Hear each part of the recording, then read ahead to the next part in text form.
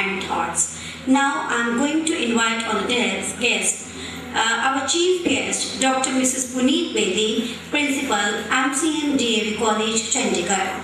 She is member of Senate, Punjab University, Chandigarh, and she is manager of 4 DAV institutions and regional director of 8 DAV institutions. I welcome Dr. Mrs. Puneet Bedi on dais with these 2 words.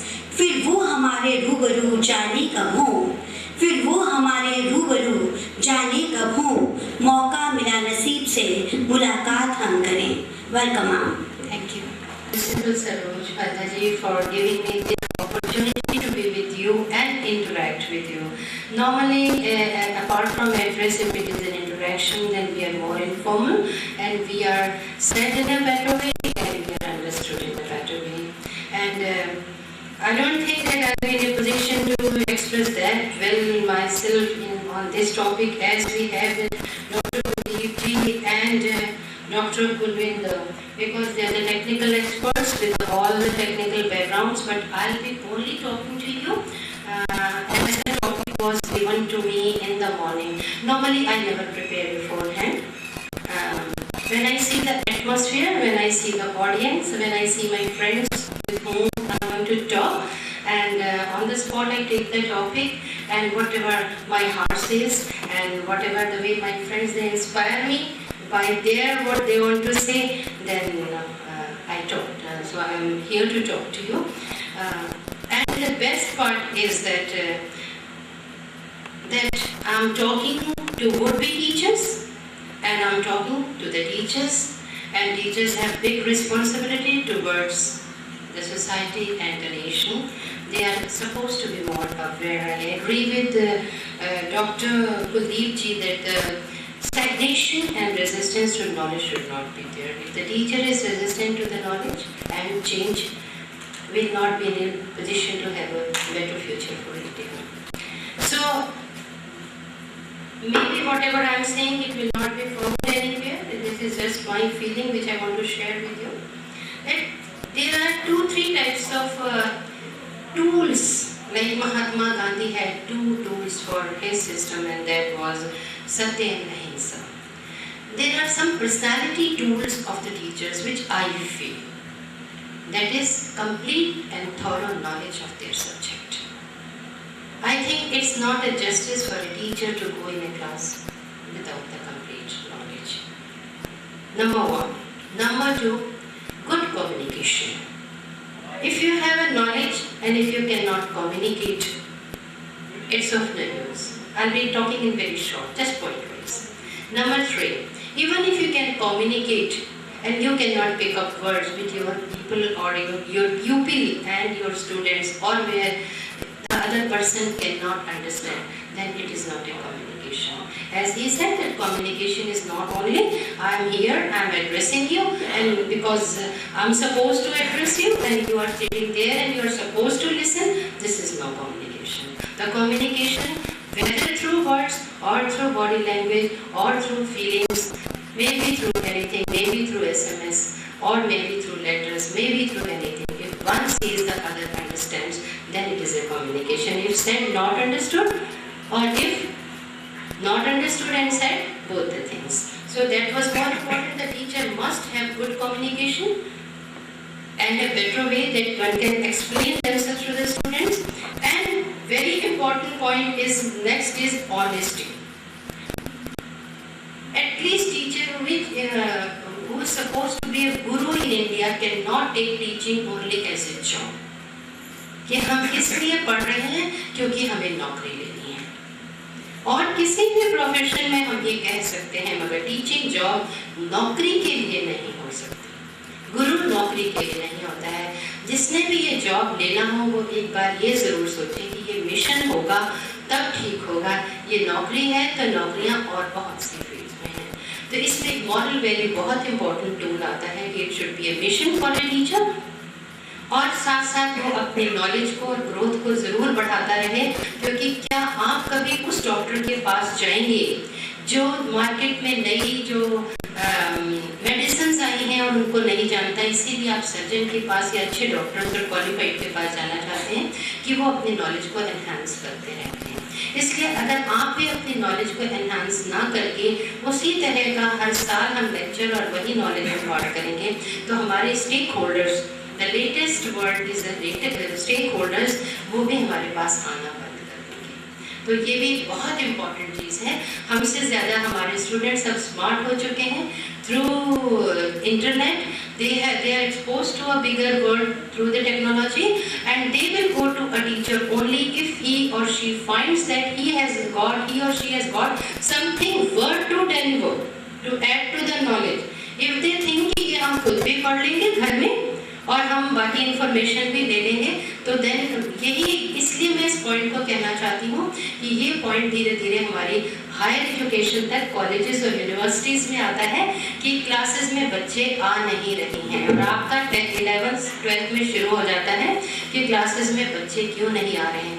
वही बच्चे जो बाहर tuition के लिए चले जाते हैं हमारी क्लास में क्यों नहीं आते। इसके लिए एक स्वॉट एनालिसिस और इसके लिए एक इंट्रोस्पेक्शन की ज़रूरत है कि क्या हम वो चीज़ दे पा रहे हैं जिसके लिए वो आना चाहते हैं। तो we have to be more technical, we have to be more professional. Professional means जो competitions के लिए जो knowledge है, क्या हम वो भी provide कर रहे हैं या हम सिर्फ syllabus को ही पढ़ा रहे हैं। तो we have to be multi-dimensional, multi-faceted. अब ये बहुत challenging job है। जब आप multi-faceted स्टूडेंट को पढ़ाते हैं तो आपको एक मल्टीफैसेटेड टीचर भी होना चाहिए। जैसे फॉर एग्जांपल आज का जो यूथ है वो एट अ टाइम कार भी ड्राइव कर सकता है, साथ में म्यूजिक भी सुनता है, साथ में वो इंटरनेट या उसको ऑपरेट करके जवाब भी दे रहा है। इस 3D स्टूडेंट को जब आप 1D पे चॉक एंड टॉक मेथड से इसे पढ़ाते हैं तो उसको लगता है उसकी एनर्जीज जो हैं वो अंडर यूटिलाइज हो रही हैं। तो इसलिए एक ज़रूरत है ब्रिज करने के लिए कि एक टीचर को टेक्नो सेवी होना भी ज़रूरी है। अगर हम किसी गुजराती से बात कर रहे हैं और हम उसकी भाषा को नहीं समझते तो कम्युनिकेशन नहीं होगा।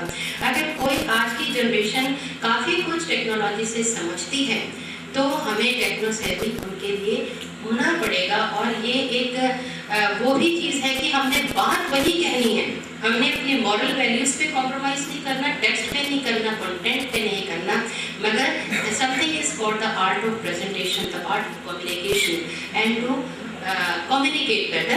This is also one of the tools for the teachers.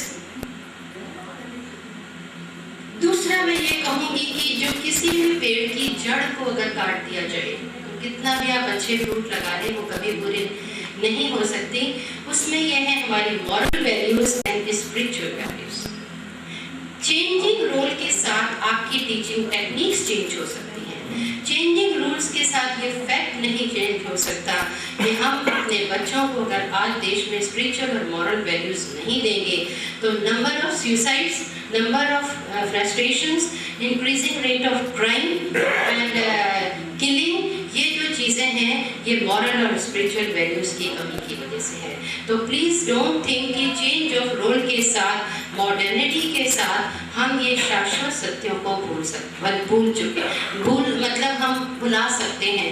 हमें ध्यान रखना है कि जड़ में तो हमने मट्ठा नहीं डालना, जड़ में तो हमने खाद ही डालनी है। तो हर टीचर की एक बहुत बड़ी ज़रूरी बात हो जाती है, उसकी क्वालिटी होनी चाहिए कि महीने में या 10 दिन में he or she should find out time to have discussions on moral and spiritual values। नहीं तो एक बड़ा प्यारा वर्ड मुझे लगता है कि दालचीनी एक ऐसा मसाला है जिसमें ना दाल होती है ना चीनी होती है, मगर हम फिर भी उसको दालचीनी कहते हैं। उसी तरह भारत, हिंदुस्तान एक ऐसा देश है जिसमें सिर्फ भारतवासी नहीं मिलते। अमेरिका में आपको अमेरिकन मिलेगा, आप कोई भी बात कीजिए, nothing at the cost of America, he would not compromise.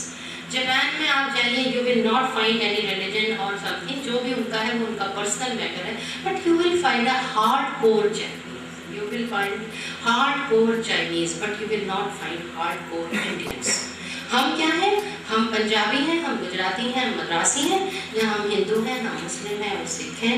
हमें यहाँ पर कोई भी हिंदुस्तानी नहीं मिल रहा। इसलिए कोशिश करें कि हम अपने देश के लिए हिंदुस्तानी पैदा कर सकें, भारतवासी इंडियंस पैदा करें। ये एक बहुत बड़ी बात है। इसीलिए डाइवर्सिटी की ब्यूटी तो है, मगर डाइवर्सिटी इस तरह की कई बार तो ये रोल सिर्फ टीचर्स ही कर सकते हैं। अगर चाइना इतना बड़ा देश होगी और इतनी बड़ी पॉपुलेशन के साथ आज आगे बढ़ गया है, it has become a threat to the Asian countries also like India and Japan as well as to the western countries, it is because one point that China is one with the one target, one that we are Chinese. And उन्होंने फिर वही बात करी है जो मैं आपसे कह रही हूँ, इंडियन कंट्रीज में या जो थर्ड कंट्रीज हैं उसमें वो पुराना या जो सेकंड या थर्ड रेट माल भेज देते हैं, और जो अमेरिका भेजते हैं वो उनकी मार्केट में डिफरेंट भेजते हैं। तो हमारे लिए ये एक बार फिर इंट्रोस्पेक्शन की बात है कि वेस्ट तो क्या हमारी एशियन कंट्रीज भी हमें लुक डाउन अपॉन करती हैं या हमें नीचे की, ये हमें स्वाभिमान कब जागेगा? बच्चों में वो स्वाभिमान पैदा करें कि जब भी वो जाएं कहीं खड़े हों तो with the sense of pride they should be in a position to say yes we are Indians. दूसरा, अब जो पेटेंट होने का जमाना है, नॉलेज को भी पेटेंट किया जा रहा है। कोशिश कीजिए कि हमारे बच्चों को नासा ले जाके, हमारी नॉलेज को, हमारे साइंटिस्ट को नासा ले जाके उसको एक अमेरिकन सिटीजन का नाम ना देके ये अमेरिकन उसमें पेटेंट ना हो, जो हमारी नॉलेज है हम बच्चों को उस तरह की तैयारी करवाएं कि उन्हें अपनी ही कंट्री में वो वैल्यू और वो इज्जत मिले कि वो बाहर ब्रेन ड्रेन ना हो। ये बहुत बड़े थ्रेट्स और चैलेंजेस हैं जिसको हम लोग हायर एजुकेशन के लेवल पर मैनेज नहीं कर पा रहे, क्योंकि हमारे पास इतना ज़्यादा टाइम कैरेक्टर बिल्डिंग का नहीं होता और ना उनकी उम्र होती है कॉलेजेस और यूनिवर्सिटी में कि इतनी ज़्यादा लेवल कुछ पक चुके होते हैं। ये काम आप लोग कर सकते हैं जब आप ये प्लास्टर सीन की तरह आपके पास बच्चे होते हैं, तब उनके लिए कैरेक्टर्स बनाइए ताकि हम उनको फाइनली प्रोफेशनली स्किल करके हम बाहर की मार्केट में संसार के चैलेंजेस को फेस करने के लिए भेज सकें। इसके लिए आप 2-3 चीज़ें कहते हैं, शिव की तीसरी आंख या अपने दिमाग को मशरूम की तरह खुला रखें। मशरूम की तरह इस तरह खुला रखना, मैं आपको 1-2 एग्जांपल्स दूंगी and I think you will find them interesting. This is something from my personal life that my own son, he studied English first. Nursery LKG में उसने ABCD और वर्ड्स बनाने सीख लिए। क्लास 1 में जब उसने काका का सीखा तो जब उससे कहा गया कि लिखो वो जाता था, तो वो लिखता था ता, हा और आ की मात्रा, because in English we write TH। Because I'm talking to teachers, that's why I picked up this. Then his next question was, he used to write like he used to write Puneet, so he will write pa and u, because in English we put vowels A-E-I-O-U. क्या हमें हिंदी की वर्णमाला को revise करने की जरूरत नहीं है? या तो हम पहले हिंदी पढ़ाएं, और आज भी we are all talking in English, जब हमारी मेन एजुकेशन की लैंग्वेज ही इंग्लिश है, और जो हिंदी से पढ़ते भी हैं, जो सेंट जॉन्स को कहते हैं कि संत जॉन से आए हो ना, तो फिर वो लोग इंजीनियरिंग या वो नहीं पढ़ पाते। ये जो ब्रिजेस भरने हैं, इसके लिए हम एजुकेशनिस्ट नहीं सोचेंगे तो कौन सोचेगा? इसीलिए हमारे यहाँ संयुक्त अक्षर जो है क्षत्रज्ञ ज्ञान हटा दिए गए। अब मैं किसी भी बच्चे को हम लोग ये जवाब नहीं दे सकते कि कहाँ पे उ लगाना है और कहाँ पे उ लिखना है, कहाँ मात्रा लगानी है आपकी बाय। तो द माय चाइल्ड सेज कि मम्मा एक आ से ही काम क्यों नहीं सकता? आ में ही हम छोटा उ लगा दें, आ में ही हम मात्रा लगा दें, आ में ही बड़े उ की लगा दें। ये नहीं है कि ये होना है, मगर एक लंबा अरसा है, क्या इस पर चर्चा नहीं होनी चाहिए? क्या इस पे वर्कशॉप नहीं होनी चाहिए? क्या हमने गंगा को गंगा अपवित्र होती जाए और सूख जाए, मगर हम कुछ करेंगे नहीं उसके लिए? इस तरह हिंदी धीरे धीरे सूखती चली जा रही है, हमारी अपनी मातृभाषा खत्म होती चली जा रही है, मगर उसके बारे में चिंतन नहीं हो रहा। क्योंकि जैसे ही हम पक्का रोड कच्चा रोड, वो तो हमारा पक्का रोड कच्चा रोड और कंप्यूटर और वो सारे वर्ड्स ले लेते हैं, योगा ले लेते हैं इंग्लिश में, मगर हमसे कहा जाए कि एक भी शब्द हम इंग्लिश का डाल के बोले तो एक बड़ा विरोध हो जाता है। तो क्या हमें अपने दिल और दिमाग को खोलने की ज़रूरत है कि हमारी भाषा बढ़ सके, हमारा देश बढ़ सके और हमारी संस्कृति बढ़ सके। और उसके अलावा एक जो आज का बदलता हुआ रोल है टीचर का, कि पहले बिल्कुल जैसा कि अभी कहा कुलदीप जी ने कि हम कह रहे हैं और आप सुन रहे नहीं हैं। Now we need a student friendly teacher, because we don't teach, we communicate, and for communicating, for communication, whether as a principal to your student, with your colleagues, with your teachers, you cannot talk one step up. It is a team leadership. It is a time of the team leadership. Let everybody have the feeling of being together and make people more important. अपने students को अपनी decision making में हिस्सेदार अगर हम बनाएं, because अगर 33%, एक छोटा सा एग्जांपल देती हूँ, अगर 33% का विमेन इलेक्शन में हमारे को जगह मिल भी जाती है, तो there was a very valid question from one of the political leader to me कि Mrs Bedi, if we get 33%, do you think that we will be in a position to have 33% ladies as leaders, और they will be coming with the husband permission of their husbands, और they will be having the quality of the leadership? So don't you think that India needs to create more leaders, more administrators, more decision makers, more policy makers? But what we are creating, हम किस बच्चे को अच्छा कहते हैं? जो सबसे बढ़िया कहना मानता है, जो सवाल नहीं करता, जो आप कह देते हो उसी का नोट बना के लिखा के अगले दिन धड़ाधड़ as he was saying memorizing, रट के आपको सुना देता है। क्वेश्चन करने वाला बच्चा हमें अच्छा नहीं लगता। जिज्ञासा को, इंक्विजिटिवनेस को कभी मत मारिए, क्योंकि जिज्ञासा, आज की जिज्ञासा और इंक्विजिटिवनेस कल की रिसर्च का बेसिस बनता है। कभी किसी ने सोचा था कि ये फल ऊपर से नीचे क्यों आया, तो लॉ ऑफ ग्रेविटेशनल फोर्स बना। कभी किसी ने सोचा कि कोई गोल चीज हो, तो हमने स्पीड पे कंट्रोल करके व्हील बना लिया। कभी किसी ने सोचा था कि ये चिड़िया उड़ती है, तो हम क्यों नहीं उड़ते, तो आज एरोप्लेन हो गया। कभी किसी ने सोचा था कि मेरा कोई अपना बहुत दूर है, मैं उससे कैसे बात करूं, तो टेलीफोन्स बने और आज ये। तो हमारी आज की सोच, अगर हमें उसका आंसर नहीं आता, honesty is a very important thing. The more you are honest to your students, the more you are honest to your colleagues, you will be respected more. Never hide your personality. Just tell, अगर किसी बच्चे ने कोई सवाल कर दिया है, तो हमेशा उसे कहो, अगर नहीं आता आंसर, बेटा it is a wonderful question, ये तो मैंने भी नहीं सोचा, इसका आंसर मेरे पास नहीं है, कल मैं इसका आंसर लेके आऊँगी, we will discuss this, and सबकी नॉलेज बढ़ेगी। और सबसे कहो कि आप भी इसका एक आंसर ढूंढ के लाएंगे। Like next day there should not be any class उस दिन डिस्कशन ऑन उसी टॉपिक पे, and they will be really encouraged to question. If today they question, tomorrow they have logic, when they have logic, then only they can go for competitive exams. अगर हम उनकी जिज्ञासा को दबाएंगे, एक बार जब महाभारत में भी जब वो ऊपर जा रहे थे, तो उन्होंने यही कहा था युधिष्ठिर ने अर्जुन से कि प्रश्न जिज्ञासा नहीं होती प्रिय। ये भी हमारे अंदर एक क्वालिटी होनी चाहिए कि कुछ लोगों को they question for the sake of question, कि अपनी इंपॉर्टेंस दिखानी है तो क्वेश्चन कर रहे हैं, उसको आप इग्नोर कर सकते हैं। और ये भी देख सकते हैं कि ये अपनी, कई लोग क्वेश्चन वो करते हैं कि जो जवाब वो चाहते हैं, अपनी नॉलेज से टैली करते हैं उसका। जब जिज्ञासा के लिए, जब इंक्विजिटिवनेस के लिए कोई क्वेश्चन हो, इसके लिए आपको धीरे धीरे एक बॉडी लैंग्वेज एक्सपर्ट भी होना पड़ेगा। जो हम वक्त के साथ होते भी हैं, धीरे धीरे अगर आप कुछ उसकी नॉलेज और टिप्स भी दें, तो it is going to be very good for you. देन ये भी बात बिल्कुल ठीक है कि हमें ग्लोबल चैलेंजेस के लिए तैयार होना है। उसकी जो सबसे बड़ी प्रॉब्लम आई है वो अब है कि पहले हम मार्केट को गवर्न करते थे। ये आपने अपने, जैसे फॉर एग्जांपल डिमांड होती थी तो मार्केट में उसकी सप्लाई होती थी। अब मार्केट हमें गवर्न करती है। आप पेनेटन में जाएं, आप किसी ब्रांड्स में जाएं, 2 महीने के बाद वो कपड़े की मार्केट से उड़ा देंगे, आपको मिलेगी ये दूसरी। They are, the supply is creating a market. That's not good, because we are becoming passive. We are getting in the habit of getting everything ready-made, maybe through internet knowledge, through internet, ready-made clothes.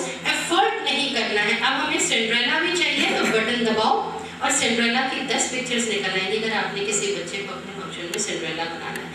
हमारे time कल्पना काम करती थी, हमारा imagination काम करता था। मेरे अंदर की सिंड्रेला कुछ और होती थी, आपकी सिंड्रेला कुछ और होती थी, उनकी सिंड्रेला कुछ और होती थी, उसमें एक वैरायटी थी। अब एक ही सिंड्रेला पहले दिन बटन से दिखा दी जाती है, हम सबकी सिंड्रेला तो एक है, हमारी क्रिएटिविटी उसमें ज़ीरो है। बना बनाया लेने की नॉलेज को हम बना बनाया देने की नॉलेज ना करें, because a teacher is suppose to be a knowledge creator. और नॉलेज कैसे क्रिएटर आप क्रिएट कर सकते हैं? फॉर एग्जाम्पल, जैसे आप इकोनॉमिक्स को लें, इकोनॉमिक्स में वेलफेयर इकोनॉमिक्स में एक लाइन होती है, welfare is said to be taken place only if A is made better off without making the B worse off. कि वेलफेयर तब होता है अगर आप किसी को का भला करते हैं और दूसरे का बुरा नहीं करते। क्या ये न्याय की परिभाषा नहीं हो गई? क्या ये एथिक्स की परिभाषा नहीं हो गई? क्या ये धर्म की परिभाषा नहीं हो गई? और क्या ये इंसानियत की परिभाषा नहीं हो गई? देखिए इसके कितने डायमेंशंस हैं। When a teacher is teaching in the class this welfare economics, उसकी एक इम्प्लीमेंटेशन क्यों नहीं दिखाई जा सकती कि ये कितने डायमेंशंस को कंप्लीट कर रहा है? जैसे आपके मार्केट प्राइसिंग में प्राइस के बारे में कहा जाता है, if the price is P1 because of any circumstances, if it goes to P2 very high from here to here, अगर वो सर्कमस्टांसेस नॉर्मल हो जाते हैं, it will come to P2 down to P1, but it will never come to P। The price will never comes down to the original price. आप सबको ये पता है। कारण क्या? ये ह्यूमन रिलेशनशिप नहीं है। रिश्ते में अगर एक बार दरार आ जाती है और आप उसको सुलझा भी लें तो वो ओरिजिनल पर नहीं जाता, तो दरार ना आए। ऐसी चीज़ें अगर आप उसको ज़िंदगी से जोड़ के बहुत सी चीज़ें पढ़ाएंगे तो यू विल सर्टेनली फाइंड कि it is more interesting. It is वो बच्चा फिर ये वेलफेयर इकोनॉमिक्स की लाइन को नहीं भूलेगा, उस डिमांड एंड सप्लाई में प्राइसेस को लेने को नहीं। जैसे there is a word that in business we have to always maximise the profit. Profit is, आप अपने बच्चों को बताइए कि profit is not always in the terms of money, it is in the terms of relationship, it is in the so many terms. तो उसको maximise करें। और क्या कहते हैं, अगर प्रॉफिट ना हो रहा हो तो try to reduce the losses. क्या ये भी रोजमर्रा की जिंदगी में नहीं है कि हम अपनी लॉसेस को रिड्यूस करें? चलो बहुत अच्छा रिश्ता नहीं रह सकता जो है उसको तो बचाएं, बहुत अच्छा नहीं बढ़ा सकते, कम से कम अगर हम इस बच्चे को यूनिवर्सिटी टॉपर नहीं बना सकते, इसको फर्स्ट डिविजनर तो बना लें, इसको ये फेल हो रहा है इसको पास कर दें, फेल होने से बचा लें। We are reducing the losses. It is just thinking in 3D system. तीसरा नेत्र को खुला रखेंगे तो you will start enjoying. These are the few points जो मुझे यहाँ बैठे बैठे लगे थे। आप लोग अगर आपको सिलेबस, जैसे मैंने कहा था हिंदी का एग्जांपल दिया, अगर आपको लगता है कि आपका सिलेबस बहुत ज़्यादा बंद हो रहा है, मोनोटनस है, don't think it is given to you. Make efforts कि आप उसको चेंज करवा सकें, उसका इंडस्ट्रीज़ के साथ आपका जो गैप हो उसको ख़त्म कर सकें, और बच्चों को बियॉन्ड क्लासरूम, बस मेरे 1-2 पॉइंट्स और हैं जो बैठे बैठे मैंने सोचे थे, क्लासरूम के बियॉन्ड ज़रूर पढ़ाएं, क्योंकि क्लासरूम में पढ़ाया गया सिर्फ रटने भर के भी ज़्यादा रह जाता है। ऐसी सेट की नॉलेज कितनी उसकी होती है, मगर क्लासरूम के जो बियॉन्ड पढ़ाया जाता है वो हमेशा याद रहता है। तो teaching beyond classroom has become a, उनको इंडस्ट्रीज़ में ले जाइए, उनको बैंक्स में ले जाइए। अगर एक बच्चे को आजकल MA इकोनॉमिक्स करने के बाद भी एक चेक नहीं भरने आती तो टेक देम, उनको 4 दिन लगाइए, उनको ड्राफ्ट दिखाइए, तो ये ज़्यादा से ज़्यादा उनके प्रैक्टिकल नॉलेज का एक्सपोजर कीजिए। और दूसरा पॉइंट है, लास्ट मेरे 2-3 है, like sustainability is very important. आजकल हमारे बच्चे बहुत जल्दी नॉलेज लेना चाहते हैं, बहुत जल्दी अमीर होना चाहते हैं, बहुत जल्दी नंबर 1 होना चाहते हैं। नंबर 1 पे आप जा सकते हैं, लंबा टिक नहीं सकते। नंबर 1 पे टिकना है, इसलिए नंबर 1 की रेस में मत डालिए। बच्चों की, पेरेंट्स की और टीचर्स की बच्चे को नंबर 1 करने से ही बच्चे टीन एज में मैक्सिमम नंबर ऑफ सुसाइड हो रहे हैं कि मम्मी ने कह दिया कि तुमने टॉप करना है, 80 है तो 90 लेने हैं, 90 तो 95, 95 है तो 100, थैंक गॉड 100 के बियॉन्ड है नहीं।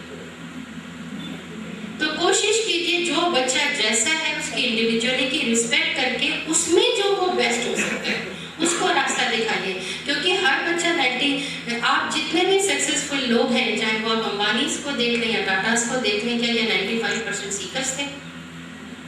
नहीं। सस्टेनेबिलिटी इज मोर इम्पोर्टेंट, कि जिस भी लाइन में एक्सीलेंस करके वो जाए उसमें वो सस्टेन करे, लंबा चल सके। ये जनरेशन टिक नहीं रही है, 4 दिन में उनको कमाना है, किसी को किडनैप कर लिया और पैसे मांगे, नहीं दे पाए तो मार दिया। ये सारी चीज़ें हैं 2 दिन में। शॉर्टकट्स के रास्ते इनको आप लोग समझा सकते हैं उनके कैरेक्टर बिल्डिंग में, कि शॉर्टकट्स ना अपनाएं। अगर कोई हमने लकड़ी से भी कोई सामान बनाना होता है तो 3 साल तो हमें उसको बाहर रखना ही पड़ता है।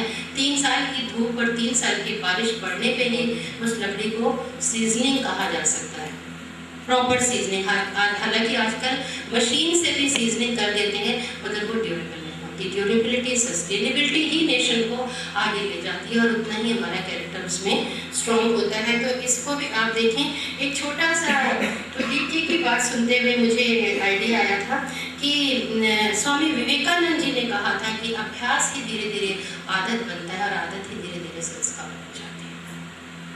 तो जो इन्फॉर्मेशन और नॉलेज की बात थी, information is like a prepared ready food to eat, that is for the hunger of knowledge.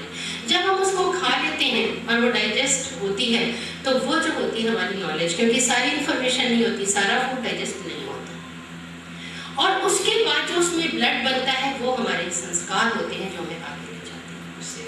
तो इसको भी देखें कि इन्फॉर्मेशन और नॉलेज में अगर आपने फ़र्क करना है तो आप रेडी फूड और डाइजेस्टेड फूड के बीच में कर लीजिए, कितना रह जाता है। So that is the real essence of this. और एक बात है, हम टीचर्स हैं, हम अपने बच्चों को सस्टेनेबिलिटी के साथ एक इम्पॉर्टेंट पॉइंट है, अकाउंटेबिलिटी भी सिखाएं। अगर बच्चा पढ़ रहा है तो पेरेंट्स पूरे 12वीं तक और कॉलेज तक ना उसको किचन में जाने देंगे, ना कोई घर का काम कराएंगे, ना कोई अपने ऑफिस में बिठाएंगे। जिम्मेवारी बच्चे की कोई नहीं सिवाय पढ़ाई की, अभी तुम स्टूडेंट हो, इसीलिए वो ऑलराउंडर नहीं बन पाता। इतने बड़े होने के बाद कब दुनियादारी सीखेंगे? पहले ज़माने में आप देखते थे छोटे छोटे बच्चे 15-16 साल में ओवरऑल उनको एक डीलिंग आ जाती थी to make them more practical. Please accountability, जिम्मेवारी जिसको कहते हैं, वो बहुत इम्पोर्टेंट कीजिए और उसके लिए उनको जिम्मेवारियां दीजिए।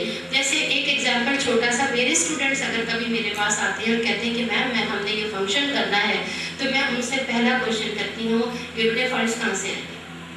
And they are taken back, कहते हैं मैम फंड्स तो आपने देने। Very simple thinking, mummy papa ने देने या टीचर और प्रिंसिपल फंड्स बच्चों का।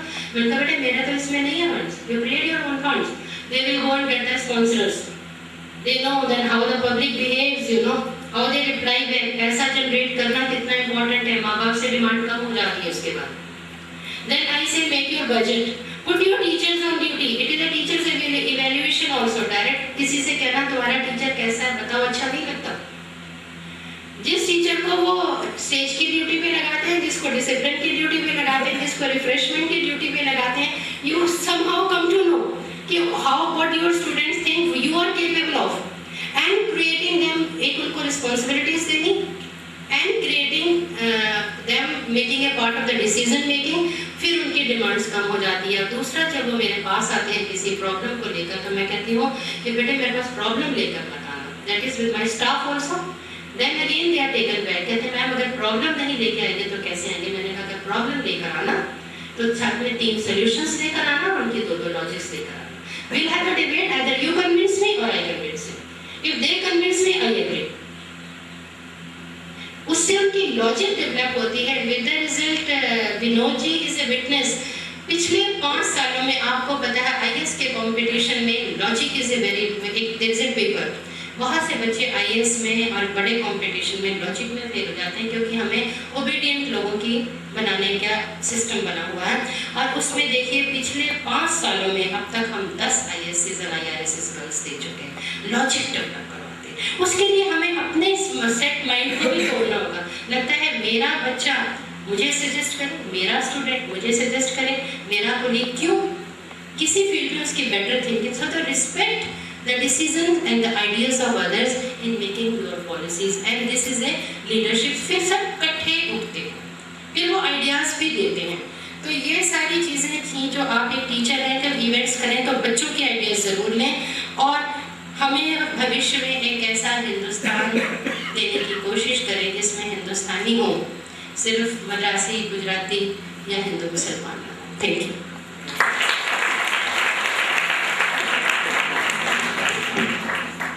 बात की है जो सभी के दिल और दिमाग को छू रही है। उन्होंने समाज को जागृत करने की कोशिश की है। तो हम तो यही कहेंगे कि कोई जागे या न जागे ये उसका मुकद्दर, कोई जागे या न जागे ये उसका मुकद्दर, अपना तो फर्ज है आवाज लगाते रहना। इन शब्दों के साथ मैं उनका धन्यवाद करती हूँ। अब समय है हमारे सभी जो माननीय अतिथि यहाँ उपस्थित हैं उन्हें ऑनर करने का। तो सर्वप्रथम हम ऑनर कर रहे हैं डॉक्टर मिसेस पुनीत बेदी जी को, जो आज के चीफ गेस्ट हैं।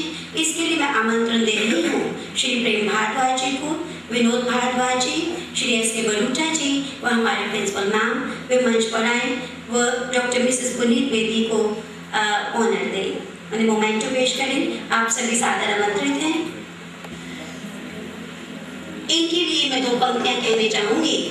सिद्धि से पहले कभी चोर बीच में रुकते नहीं, सिद्धि से पहले कभी चोर बीच में रुकते नहीं, जो कभी दबकर किसी के सामने झुकते नहीं, जो हिमालय से अटल हैं, जो हिमालय से अटल हैं, सत्य पर हिलते नहीं, इन पगों के लश्करों का नाम केवल जिंदगी। अब हम ऑनर करेंगे श्री प्रेम भारद्वाज जी। सम्मानित करने जा रहे हैं मिसेस पुनीत बेदी जी को एक गिफ्ट के जरिए और साथ ही उन्हें शॉल भेंट कर रहे हैं।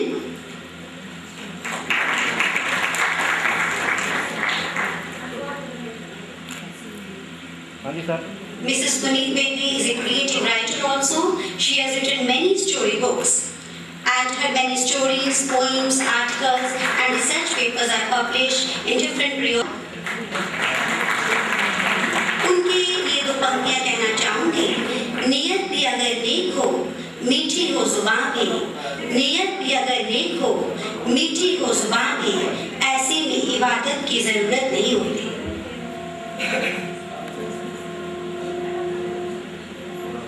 तो सबसे पहले मैं इनवाइट कर रही हूँ डॉक्टर कुलदीप पुरी जी को मंच पर, और सभी से निवेदन है प्रेम जी से, पुनीत मैम से, प्रिंसिपल मैम से, बरूटा जी से कि उन्हें आके ऑनर करें। Doctor Kuldeep Puri from Punjab university Chandigarh. उनकी बातों के द्वारा आप उनसे मिल चुके हैं।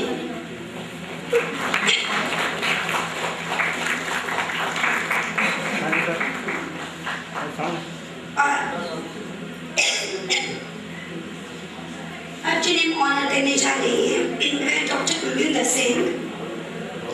Doctor Kulwinder Singh, he is from Punjab University, Patiala.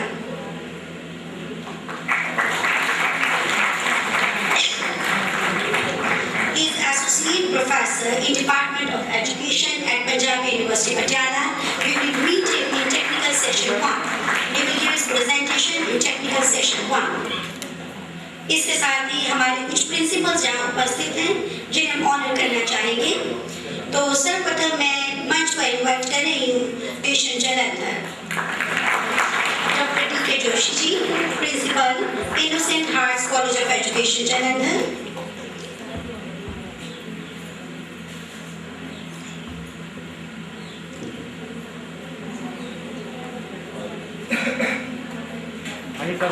इसके बाद मैं मंच पर आमंत्रण दे रही हूँ doctor Surendrajit Kaur, principal Ramgarhia college of education Phagwara. Principal Ramgarhia college of education Phagwara. ये पहले एमजीएन कॉलेज ऑफ एजुकेशन में एज लेक्चरर थे। हाँ जी sir. Now welcome Dr. Rekha, Principal KC College of Education. Dr. Rekha, Principal KC College of Education, she is welcome on the stage. अब मैं welcome कर रही हूँ principal RS Gill, Doaba Arya senior secondary school. Principal RS Gill, Principal Doaba Arya senior secondary school, is welcome on the stage.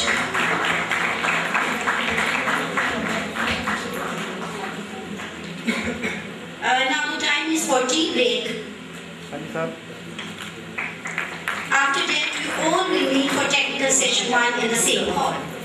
Now you all are invited for tea.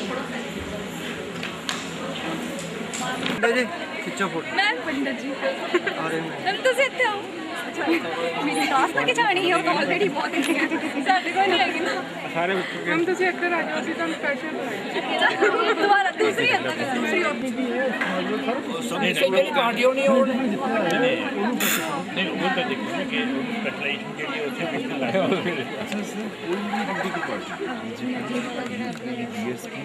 BSP एक दिन चढ़ गया कोई भी खराब नहीं ਉਹਦੇ ਬਾਰੇ ਤੁਸੀਂ ਰਾਜੂ ਬੋਲ ਹੁਣ ਇਹੀ ਅੱਛਾ ਸੁਣ ਪਾਇਆ ਨਹੀਂ ਮੈਂ ਤਾਂ ਆਪਣੀ ਡਾਟਰ ਨੂੰ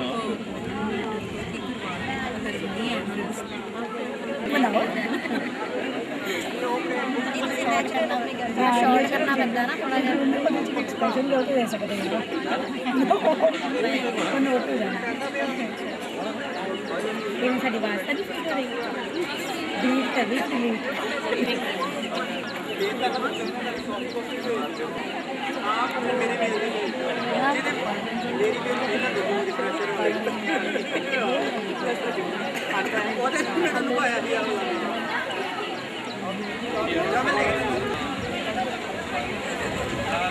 अभी सर आ रहे 5-10 मिनट जी हुणे मैं फोन किया मैं कि पहुंचे कितने हुणे पहुंच गए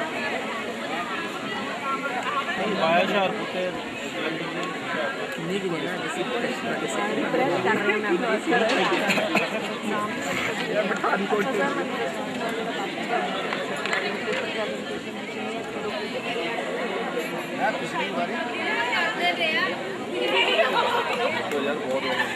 ਸੈਮੀਨਾਰ ਫ੍ਰੀ ਕਰਾ ਲਿਆ ਮਾਰਤੇ ਆਇਆ ਸੀ ਨਾਲੇ ਸਾਡੇ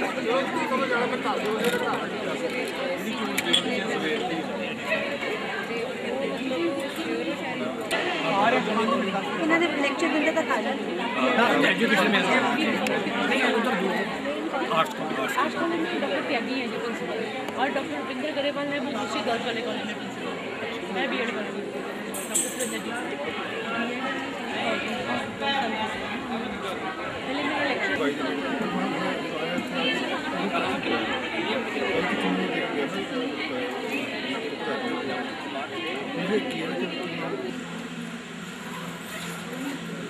ਸੁਬਾਹ ਦੇ ਜੋ ਤੁਸੀਂ ਕੁਝ ਗੱਲਾਂ ਸੁਣੀਆਂ ਨੇ ਭਾਰਤਵਾਜ ਤੋਂ ਪੁਰੀ ਸਾਹਿਬ ਤੋਂ ਮੈਡਮ ਬੇਦੀ ਤੋਂ ਕੁਝ ਉਹਨਾਂ ਗੱਲਾਂ ਦੀ ਪੂਰਤਾ ਕਰਦਾ ਹੈ ਕੁਝ ਕਾਪੀਆਂ ਤੋਂ ਗੱਲਾਂ ਮੈਂ ਤੁਹਾਡੇ ਨਾਲ ਸਾਂਝੇ ਕਰਾਂਗਾ ਟਾਈਮ 'ਚ ਜੋ ਬਦਲਾਅ ਦਾ ਸ਼ਬਦ ਦੇ ਵਿੱਚ ਰੱਖਿਆ ਗਿਆ ਹੈ ਚੇਂਜਿੰਗ ਰੋਲ ਆਫ ਟੀਚਰ ਇਹਦੀ ਜ਼ਰੂਰਤ ਕਿਉਂ ਪਈ ਹੈ ਮੈਂ ਤਿੰਨ ਗੱਲਾਂ ਦੇ ਉੱਪਰ ਅਲੱਗ-ਅਲੱਗ ਫੋਕਸ ਕਰਾਂਗਾ ਸਮਾਜ ਹੈ ਸਿੱਖਿਆ ਹੈ ਉੱਧਰੋਂ ਵਿਦਿਆਰਥੀ ਹੈ ਤੇ ਟੀਚਰ ਹੈ ਸਮਾਜ ਸਿੱਖਿਆ ਵਿਦਿਆਰਥੀ ਅਤੇ ਅਧਿਆਪਕ ਜੋ ਬਦਲਾਅ ਸਮਾਜ ਵਿੱਚ ਆ ਰਿਹਾ ਹੈ ਉਹ ਵਿਅਕਤੀ ਵਿੱਚ ਵੀ ਆਏਗਾ ਚਾਹੇ ਉਹ ਟੀਚਰ ਹੈ ਚਾਹੇ ਉਹ ਵਿਦਿਆਰਥੀ ਹੈ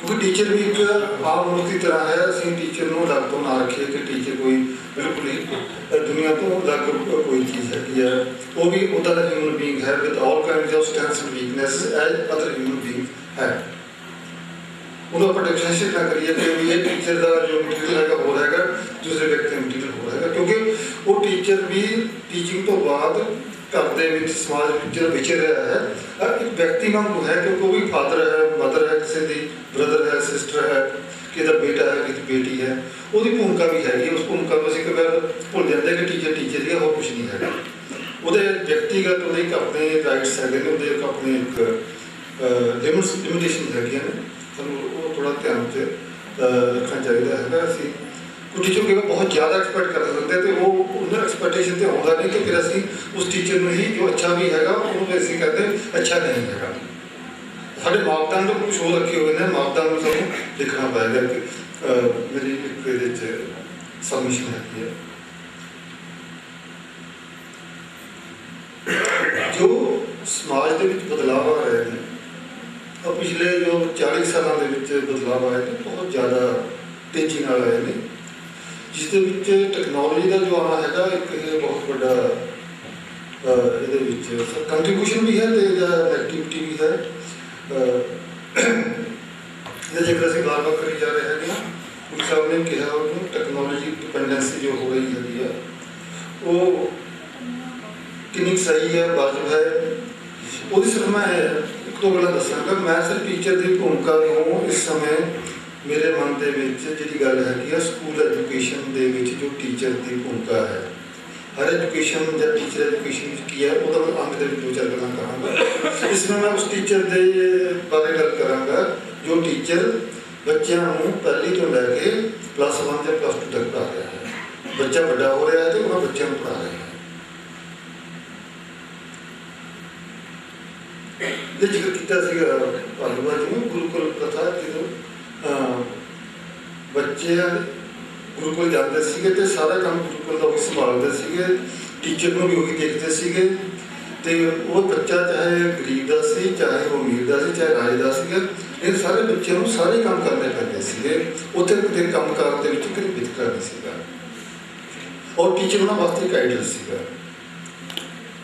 अज तो 30 साल पहले टैक्नोलॉजी में अगर नाले जोड़ांगे, अज तो 30-35 साल पहले जब असीं पढ़े स्कूलों के सरकारी स्कूलों में पढ़े, मैं सरकारी स्कूल की गल नाल रखा क्योंकि जो सरकारी स्कूल का किते थोड़ा प्राइवेट सैक्टर के आने सरकारी स्कूल का जो कह रहे तो पीछे हट गया है, उन्हें पीछे नहीं हटाया है। मैं ये गल रखनी चाहूँगा वो स्कूल हाले भी काम कर रहा है, वधिया काम कर रहा है। उन्होंने कई बार ज़्यादा निंदा दिंदे वो निंदना नहीं चाहिए। उदों टीचर बच्चों नाल वितकरा नहीं करता सीगा, बच्चों वास्ते अध्यापक ही एक सुप्रीम सीगा। जो वो दुनिया सी तो 30 साल पहला की 35 साल पहला की जो सारे स्कूल आ गए हैं, बच्चा स्कूल जाना शुरू करता घर के बच्चे के मॉडल अडल्ट मॉडल सीगे, उसके पेरेंट्स सीगे, दादा दादी सी, चाचा चाची सी, मामा मामी सीगे। वो बच्चे की दुनिया सीगी जिहड़ी उहदे भैन भरा सीगे जां उहदे घर दे विच एल्डर सीगे जां उह तों कोई छोटा बच्चा जिहदे बारे ज़्यादा पता नहीं सीगा। उत्थों उस घर के विच बच्चे ने एडल्ट्स को अपने मदर को फादर को या अपने बड़ियां को काम करके देखा हुआ तो उत्थों ही बच्चा स्कूल जाता सीगा। उत्थे स्कूल के अध्यापक सीगा, घर के माता पिता बच्चे केयर करते सीगे, स्कूल के अध्यापक केयर करता सीगा ते स्कूल और घर के विच जिहड़ी स्पेस हैगी है, जगह हैगी है, उस कोई होर चीज़ नहीं आउंदी सी बच्चे जिन्हों किते भटकाउंदी सी। स्कूल ते घर दोनों पासे अडल्ट मैंबर कौन है, इधर पेरेंट्स ने या एल्डर ने तो उधर ना टीचर है। पर जी टैक्नोलॉजी आई है जो ये असीं कहते मॉडर्नाइजेशन हुई हैगी है, इधर कितने आ गया कि घर के विच भी घर तो बाहर स्कूल तक वो बच्चे के मॉडल उत्थों बन के बनने शुरू हो गए हैं। माता पिता का जो उपर प्रभाव सीगा वो घटना शुरू हो गया, बच्चे वास्ते वो मॉडल उत्थों डेवलप होना शुरू हो गए हैं जो असली नहीं है। दूजा जो इंटरनेट आ गए, फेसबुक आ गई है, दूसरी वो आ गए हैं जिहड़े बच्चा उन्होंने प्ले कर रहा है तो उहदा की हो गया कि बच्चा उन्होंने व्यक्ति नाल गल कर रहा जिन्होंने किसी देखा नहीं है, वर्चुअल ने अननोन ने, जिहड़े घर विच नोन ने उन्होंने वास्ते कोई टाइम नहीं है ना उन्होंने सुन के राजी है।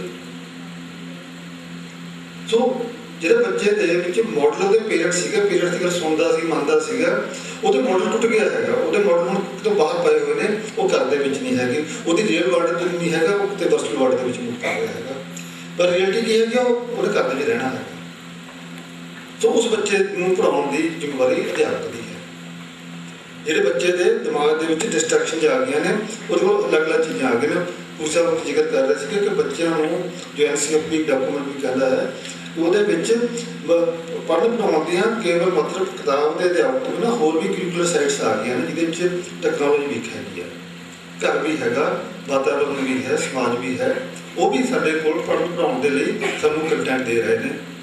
ਪਰ ਉਸ ਕੰਟੈਂਟ ਦੇ ਵਿੱਚ ਸਹੀ ਕਿਹੜਾ ਕੰਟੈਂਟ ਹੈ, ਗਲਤ ਕਿਹੜਾ ਹੈਗਾ, ਜੋ ਗੁਰੂ ਸਾਹਿਬ ਜ਼ਿਕਰ ਕਰ ਰਹੇ ਸੀਗੇ, ਉਹ ਕ੍ਰਿਟੀਕਲ ਪੈਡਾਗੋਜੀ ਕਿਤੇ ਆਏਗਾ। ਬੱਚੇ ਨੂੰ ਸ਼ੁਰੂ ਦੇ ਵਿੱਚ ਕ੍ਰਿਟੀਕਲ ਨਹੀਂ ਹੋ ਸਕਦਾ ਬੱਚਾ, ਪਹਿਲਾਂ ਉਹਦੀ ਆਪਣੀ ਸੋਚ ਪਾਉਣੀ ਪਏਗੀ। ਸੋਚ ਪਾਉਣ ਦਾ ਮਤਲਬ ਉਹਨੂੰ ਚਿੰਤਨ ਦੀ ਮਨੋਵਿਗਿਆਨ ਸਿਧਾਂਤਾਂ ਉੱਪਰ ਟਿਕੀ ਹੋਈ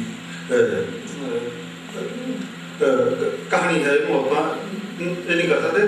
ਬੱਚੇ ਦਾ ਵਿਕਾਸ ਹੈਗਾ, ਬੀਐਡ ਵਾਲੇ ਬੱਚੇ ਤੁਸੀਂ ਪੜ੍ਹ ਲਿਆ ਹੈਗਾ, ਅਧਿਆਪਕ ਪੜ੍ਹਾਉਂਦੇ ਨੇ, ਅਸੀਂ 2 ਚੈਪਟਰਾਂ ਦੇ ਬਾਰ-ਬਾਰ ਕਹਿ ਰਹੇ ਗਰੋਥ ਐਂਡ ਡਿਵੈਲਪਮੈਂਟ ਪੜ੍ਹਦੇ ਹਾਂ ਨਾ, ਵਾਧਾ ਅਤੇ ਵਿਕਾਸ, ਉਹ ਤੋਂ ਅਸੀਂ ਪੜ੍ਹਦੇ ਹੈਗੇ ਹਾਂ ਹੈਡੀਟੀ ਐਂਡ ਐਨਵਾਇਰਨਮੈਂਟ। ਇੱਕ ਤਾਂ ਹੈਡੀਟੀ ਅਸੀਂ ਲੈ ਕੇ ਆ ਗਏ, ਸਾਡੇ ਰੰਗ ਰੂਪ ਨੇ, ਸਾਡੀ ਫਿਜ਼ੀਕਲ ਸਟਰਕਚਰ ਨੇ, ਕੁਝ ਜੈਨੇਟਿਕ ਕੋਡ ਸਾਡਾ ਇਹਦੇ ਨਾਲ ਜੁੜਿਆ ਹੈ, ਬਹੁਤ ਸਤਰ ਨਾਲ ਜੁੜਿਆ ਹੋਇਆ ਹੈਗਾ ਕੁਝ ਹੱਦ ਤੱਕ। ਬਾਕੀ ਸਿਰਫ ਵਾਤਾਵਰਨ ਹੀ ਹੈ ਜਿਹੜਾ ਵਿਕਾਸ ਦੇ ਵਿੱਚ ਸਹੀ ਮਾਇਨੇ ਦੇ ਵਿੱਚ ਹੈਲਪ ਕਰੇਗਾ। ਉਧਰ ਸੋਸ਼ਿਓਲੋਜੀ ਪੜ੍ਹਾਉਂਦੇ ਆ, ਸਮਾਜਿਕ ਪਰਿਵਰਤਨ, ਸੋਸ਼ਲ ਚੇਂਜ ਦੀ ਗੱਲ ਕਰਦੇ ਆ। ਉਧਰ ਫਿਲਾਸਫੀ ਪੜ੍ਹਾਉਂਦੇ ਆ, ਆਈਡੀਅਲਿਜ਼ਮ ਹੈ, ਉਦੋਂ ਪ੍ਰੈਗਮੈਟਿਜ਼ਮ ਹੈ, ਉਦੋਂ ਨੈਚੁਰਲਿਜ਼ਮ ਹੈਗਾ। ਸਾਡਾ ਸੋਚ ਕੀ ਹੈਗੀ ਹੈ, ਫਿਲਾਸਫੀ ਦੀ ਗੱਲ ਵੀ ਅਸੀਂ ਕਰਦੇ ਹਾਂ, ਸੋਸ਼ਿਓਲੋਜੀ ਦੀ ਗੱਲ ਵੀ ਕਰਦੇ ਹਾਂ, ਸਾਈਕੋਲੋਜੀ ਦੀ ਗੱਲ ਵੀ ਕਰਦੇ ਹਾਂ। ਸੋ ਉਹ ਕਿੰਨੇ ਸਬਜੈਕਟ ਤੁਹਾਨੂੰ ਕਿਉਂ ਪੜ੍ਹਾਏ ਜਾਂਦੇ ਨੇ, ਉਹਦੇ ਪਿੱਛੇ ਕੁਝ ਬੱਚੇ ਨੂੰ ਸਮਝਣਾ ਹੈ ਬੱਚਾ ਕੀ ਹੈ। ਜਿਵੇਂ ਅਗਰ ਕਹੀ ਜੋ ਡੈਥ ਹੋ ਗਈ ਜਸਪਾਲ ਭੱਟੀ ਦਾ, ਉਹਨੇ ਜਿਹੜੇ IPL ਮੈਚ ਆਉਂਦੇ ਨਾ, IPL ਆ ਗਏ, 2020 ਆ ਗਏ, ਪਤਾ ਕੀ ਦਿਖਾਉਂਦੇ ਟੀਵੀ ਵਾਲੇ, ਬੱਚੇ ਦੇਖਣੇ ਹੁੰਦੇ ਨੇ, ਅਸੀਂ ਵੀ ਦੇਖਦੇ ਹਾਂ, ਬੱਚੇ ਨੂੰ ਦੇਖਣੇ ਹੁੰਦੇ ਨੇ। ਜੇ ਐਗਜ਼ਾਮ ਆ ਗਏ, ਬੱਚਾ ਐਗਜ਼ਾਮ ਦੇ ਨਹੀਂ ਪੜ੍ਹੇਗਾ, ਉਹ T20 ਨੂੰ ਪੜ੍ਹੇਗਾ, ਸਭ ਦੇਖੇਗਾ। ਫਿਰ ਜਸਪਾਲ ਭੱਟੀ ਨੇ ਪਤਾ ਕੀ ਕਿਹਾ ਸੀਗਾ, ਕਹਿੰਦਾ ਵੀ ਬੱਚੇ ਨੇ IPL ਮੈਚਾਂ ਦੇ ਨਾਲ ਪੇਰੈਂਟਸ ਨੇ ਸਮਝੌਤਾ ਕਰ ਲਿਆ ਹੈ, ਉਹਦੀ ਸਪੇਸ ਦੇ ਵਿੱਚ ਜੋ ਡਿਸਟਰੈਕਸ਼ਨ ਜਾ ਗਈ ਨਾ, ਉਹਦੀ ਗੱਲ ਕਰ ਰਿਹਾ ਕਿ ਇਸ ਤਰੀਕੇ ਨਾਲ ਉਹਦੇ ਵਿੱਚ ਤਬਦੀਲੀ ਆ ਰਹੀ ਹੈ। ਟੀਵੀ ਆਇਆ ਨਾ, ਟੀਵੀ ਤੋਂ ਪਹਿਲਾਂ ਅਸੀਂ ਘਰਾਂ ਬੈਠ ਕੇ ਇਕੱਠੇ ਬੈਠਦੇ ਸੀਗੇ, ਜਿਹਨਾਂ ਦਾ ਮੂੰਹ ਕਰਕੇ ਦੇਖਦੇ ਸੀਗੇ। ਟੀਵੀ ਆਇਆ ਤਾਂ ਅਸੀਂ ਆਹ ਸੋਫਿਆਂ 'ਤੇ ਬੈਠ ਕੇ ਤਾਂ ਟੀਵੀ ਦੇਖਣਾ ਹੈ, ਸਿੱਧਾ ਉਹ ਦੇਖ ਰਿਹਾ ਹੈ। ਹੁਣ ਜਦ ਇੰਟਰਨੈਟ ਆ ਗਈ, ਫੇਸਬੁੱਕ ਆ ਗਿਆ, ਹੁਣ ਉਹ ਵੀ ਛੁੱਟ ਗਿਆ, ਉਹ ਇੱਦਾਂ ਲੈ ਕੇ ਬੈਠੇ ਹੋਗੇ ਬੱਚੇ ਆਪਣਾ ਸਕਰੀਨ ਤੱਕ ਕੋਈ ਦੇਖ ਨਾ ਰਿਹਾ, ਮੈਂ ਕਿਹੜੀ ਚੈਨਲ ਦੇਖ ਰਿਹਾ ਜਾਂ ਕੀ ਦੇਖ ਰਿਹਾ ਹੈ, ਜਾਂ ਕਿੰਨਾ ਵੱਡਾ ਡਾਊਨਲੋਡ ਕਰ ਰਿਹਾ ਹੈ। ਐਲੀਨੇਸ਼ਨ, ਜਿਹੜੀ ਐਲੀਨੇਸ਼ਨ ਫਾਰਮ ਦੀ ਰੀਅਲ ਵਰਲਡ, ਜਦ ਕਿ ਅਸਲੀ ਲਾਈਫ ਅਸਲੀ ਹੈਗੀ ਹੈ, ਨਕਲੀ ਲਾਈਫ ਨਕਲੀ ਹੈ। ਨਕਲ ਦੇ ਵਿੱਚ ਕਦੇ ਅਸਲ ਨਹੀਂ ਹੋ ਸਕਦਾ ਹੈਗਾ, ਅਸਲੀ ਨਕਲੀ ਹੋ ਸਕਦਾ, ਨਕਲ ਵਿੱਚ ਅਸਲੀ ਨਹੀਂ ਹੋ ਸਕਦਾ। You will have to understand ਕਿ ਬੱਚੇ ਨੂੰ ਅਸੀਂ ਕਿਸ ਪਾਸੇ ਤੋਰ ਦਿੱਤਾ ਹੈਗਾ, ਜਿਹਨੂੰ ਪੜ੍ਹਾਉਣ ਦੀ ਵਾਰੀ ਟੀਚਰ ਦੀ ਹੈ। ਇਸ ਕਰਕੇ ਮੈਂ ਗੱਲ ਕਰ ਰਿਹਾ ਸੀ। ਇਹ ਪਰਿਵਰਤਨ ਬਹੁਤ ਵੱਡਾ ਪਰਿਵਰਤਨ ਸਮਾਜ ਦੇ ਵਿੱਚ ਆਇਆ ਹੈ, ਸਮਾਜ ਦੇ ਵਿੱਚ ਤਕਨਾਲੋਜੀ ਲਿਆ ਕੇ ਦਿੱਤਾ ਹੈ।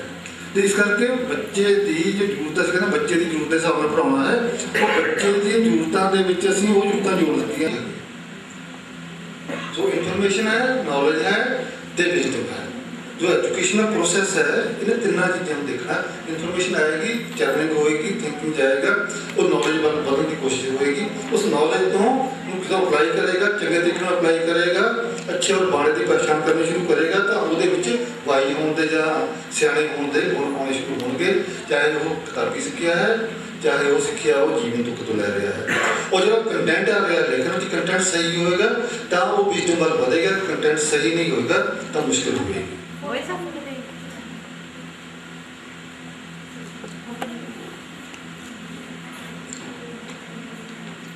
ਇੱਕ ਸ਼ਬਦ ਪੁਰੀ ਸਾਹਿਬ ਨੇ ਹੋਰ ਕਿਹਾ, ਸੂਰਿਆ ਕਹਿੰਦੇ ਕਿ ਮੈਂ ਲੱਗਦਾ ਕਈ ਵਾਰ ਮੈਂ ਉਹੀ ਗੀਤ ਗਾਉਂਦਾ ਹਾਂ, ਗੱਲ ਕਰੀ ਉਹ ਤਾਂ ਉਹੀ ਰਹੂਗਾ ਨਾ, ਵਾਰ-ਵਾਰ ਕਰਾਂਗੇ, ਵਾਰ-ਵਾਰ ਪੜ੍ਹਾਂਗੇ, ਉਹਦੇ ਵਿੱਚ ਵੀ ਸਾਨੂੰ ਨਵਾਂ ਕੁਛ ਮਿਲੇਗਾ। ਰਿਸਰਚ ਹੋਈ ਹੋਈ ਹੈ ਇਸ ਗੱਲ ਦੇ ਉੱਪਰ ਵੀ। ਕੋਈ ਵੀ ਕਿਤਾਬ ਖੋਲੋਗੇ ਤੁਸੀਂ, ਇੱਕ ਵਾਰ ਪੜ੍ਹੋਗੇ, 2 ਵਾਰ ਪੜ੍ਹੋਗੇ, 3 ਵਾਰ ਪੜ੍ਹੋਗੇ, ਤੀਸਰੀ ਵਾਰ ਤੁਹਾਨੂੰ ਕੋਈ ਨਵੀਂ ਸਮਝ ਨਜ਼ਰ ਆਏਗੀ। ਅੱਛਾ, ਇਹ ਵੀ ਲਿਖਿਆ ਹੋਇਆ ਉਹਦੇ ਵਿੱਚ। ਆਪਣੇ ਐਜੂਕੇਸ਼ਨ ਵਾਲੇ ਸਰ ਬੈਠੇ ਹੋਏ ਹਾਂ, ਗੈਰਟ ਦੀ ਬੁੱਕ ਹੈਗੀ ਆ, ਜਾਂ ਜੌਨ ਡਬਲਿਊ ਬੈਸਟ ਦੀ ਰਿਸਰਚ ਦੀ ਬੁੱਕ ਹੈਗੀ ਆ। ਅਸੀਂ ਨਵੇਂ ਕਰਨ ਲੱਗਦਾ, ਨਵੀਂ ਕਿਤਾਬ ਕਦੇ ਨਹੀਂ ਹੋਏਗੀ, ਉਹ ਪੁਰਾਣੀ ਕਿਤਾਬ ਤੋਂ ਹੀ ਅੱਗੇ ਨੂੰ ਚੱਲੇਗਾ। ਗੈਰਟ ਦੀ ਬੁੱਕ ਤੋਂ ਵਧੀਆ ਕੋਈ ਸਟੈਟਿਸਟਿਕਸ ਦੀ ਬੁੱਕ ਐਜੂਕੇਸ਼ਨ ਦੇ ਵਿੱਚ ਹਾਲ ਤੱਕ ਦਿਖੀ ਨਹੀਂ ਹੈ। ਗੈਰਟ ਹੈ ਜਾਂ ਗਿਲਫਰਡ ਹੈ, ਉਹ ਗੈਰਟ ਦੀ ਬੁੱਕ ਦੇ ਵਿੱਚ ਐਸੀ ਚੀਜ਼ਾਂ ਪਈਆਂ ਹਨ ਜਿਨ੍ਹਾਂ ਚੋਂ ਅਸੀਂ, ਮੇਰੇ ਖਿਆਲ ਗੈਰਟ ਨੂੰ ਵੀ ਅਸੀਂ 15 ਜਾਂ 20% ਨਹੀਂ ਯੂਜ਼ ਕਰਦੇ ਹੈਗੇ, ਬਾਕੀ ਆਂਸਰ ਟੈਸਟ ਪਿਆ, ਸੈਂਪਲਿੰਗ ਉਹ 'ਚ ਪਈ ਹੈ, ਟੈਸਟ ਕੰਸਟਰਕਸ਼ਨ ਉਹ 'ਚ ਪਈ ਹੈ, ਮਲਟੀਵੇਰੀਏਟ ਐਨਾਲਿਸਿਸ ਉਹ 'ਚ ਪਿਆ ਹੋਇਆ ਹੈਗਾ। ਸਿਰਫ 2 ਵੇ ਵਾਲੀ ਹੈ, 1 ਵੇ ਉਹ 'ਚ ਪਿਆ ਹੋਇਆ, ਐਨਾਲਿਸਿਸ ਕੋਵੇਲੈਂਸ ਉਹ 'ਚ ਪਿਆ ਹੋਇਆ। ਜਿੰਨੀਆਂ ਵੀ ਅਸੀਂ ਸਟੈਟਿਸਟੀਕਲ ਟੈਕਨੀਕ ਯੂਜ਼ ਕਰ ਰਹੇ ਹੈਗੇ ਹਾਂ, ਆਲਮੋਸਟ ਸਾਰੀ ਗੈਰਟ ਦੇ ਵਿੱਚ ਪਈਆਂ ਹੋਈਆਂ। ਨਵੀਂ ਕਿਤਾਬ ਤੋਂ ਲੈ ਕੇ ਆਵਾਂਗੇ, ਜਿਹੜੀ ਪੁਰਾਣੀ ਕਿਤਾਬ ਸਾਡੇ ਕੋਲ ਹੈ ਉਹਨੂੰ ਦੁਬਾਰਾ ਪੜ੍ਹ ਲਈਏ। ਰਿਸਰਚ ਦੇ ਐਵੀਡੈਂਸ ਹੈਗੇ ਨੇ, ਜਿਹੜੀ ਕਿ ਆਪਾਂ ਕਿਤਾਬ ਦੀ ਫਿਲਮ ਆ ਨਾ, ਫਿਲਮ ਆਪਾਂ 2 ਵਾਰ ਦੇਖਦੇ ਹਾਂ, ਉਹ 'ਚ ਇਹ ਸੀਨ ਸੀਗਾ, ਪਹਿਲਾਂ ਸੋਚਦੇ ਹੁੰਦੇ ਇੱਕ ਤੋਂ ਨਿਕਲ ਕੋਈ ਡਾਇਲਾਗ ਨਵਾਂ ਨਜ਼ਰ ਆ ਜਾਂਦਾ ਹੈ, ਉਹ ਤਾਂ ਪਹਿਲਾਂ ਦੇਖਿਆ ਸੀ, ਸਕਿਪ ਕਰ ਜਾਂਦਾ। ਜਦੋਂ ਅਸੀਂ ਪਰਸੀਵ ਕਰ ਰਹੇ ਹਾਂ, ਕੋਗਨਾਈਜ਼ ਕਰ ਰਹੇ ਹਾਂ, ਉਹਦੇ ਕੋਲ ਸਕਿਪਿੰਗ ਵੀ ਹੁੰਦੀ ਹੈਗੀ ਆ, ਅਨਲਰਟ ਰਹਿੰਦਾ ਹੈਗਾ। तो जो ਅਸੀਂ कोई किताब दोबारा पढ़ांगे, चाहे साडी साइकोलॉजी दी है, चाहे फिलोसफी दी है, चाहे रिसर्च की बुक है, वो सानू कोई नवा जरूर मिलेगा पढ़ के, क्योंकि पहला पढ़िया सी उदों मैं उन्ना सियाना नहीं सीगा जिहड़ा हुण पढ़ रहा, मेरे च कुछ तब्दीली आई है तो मैं एक सियाना बन वधिया है। जिन्हें PhD कर रहे हैं, मैं फीस बोल के देखो तो उनकी गलती नजर आनी शुरू हो जाएगी। जैसे डाइटिशियन किसी को बुलाते हैं असं उनका नहीं आज कि हम तो इदा करना, अगली बार अपना करा तो ये चीज़ करना ही करा, अपने आप जो डू एंड डोंट्स हो जाते हैं, ये साढ़े कुछ का एक पार्ट है। बच्चे भी असं उस प्रक्रिया से लेके जाना है जो इंपॉर्टेंट है। पुरी साहब ने एक रेफर कर रहे थे नैशनल कुरिकुलम फ्रेमवर्क 2005 का, फिर national curriculum framework for teacher education 2009 का डॉक्यूमेंट।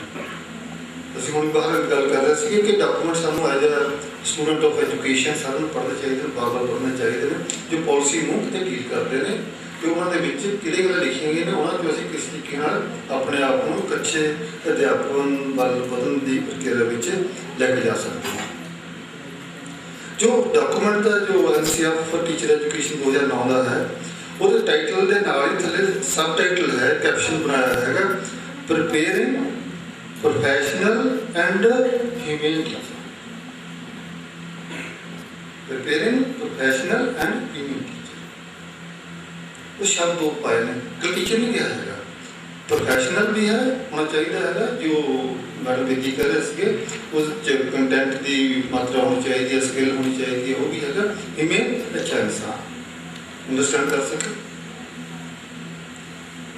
जो कई बार असं कहते हैं, मैं वह जिक्र थोड़ा जिहा टच करा, मैं जो पूछा गल कर रहे थे उदों मैनू राइट टू एजुकेशन के विचार आ गया। राइट टू एजुकेशन एक्ट में लागू है ज़्यादा समय 2 साल तो ऊपर ही हुआ, 2 साल तीजा साल चल गया, 10 अप्रैल तो लागू हो गया। राइट टू एजुकेशन के विच की होया, जो सब तो बड़ी पेनफुल जो मैं गल दसना चाहता हाँ, प्राइवेट स्कूलों के सरकार ने कितने कहा कि प्राइवेट स्कूलों 25% बच्चे इकनॉमिकली वीकर एडमिट कर सेक्शन के नेबरहुड स्कूलों ने अपने आप को कहता हम नॉटी स्टेटस दे दी, कोई सिख दी सी, कोई मुसलमान हिंदू नहीं मिलेगा, सिख या कोई बुद्धा, वो उस चीज़ का आड़ का फायदा उठा के पैसा कमाने के चक्कर के एजुकेशन नहीं देना चाहते। मैं गल क्यों कहनी चाहता, मैं पहले कह के हटिया, मैं भी सरकारी स्कूल पढ़ के आया हुआ हाँ, जी एजुकेशन देनी है स्टेट की रिस्पॉन्सिबिलिटी है। वैसे जब प्राइवेट स्कूल पर देखते हैं तो प्राइवेट स्कूल की रिस्पॉन्सिबिलिटी है, एजुकेशन कंट्रीब्यूशन है, प्राइवेट सेक्टर में कंट्रीब्यूशन दे रहा है, कुछ हद तक दे रहा है, वो जो दे रहा है अप्रीशिएबल है, पर वो तो अभी ज़्यादा एक्सपेक्ट ना करिए।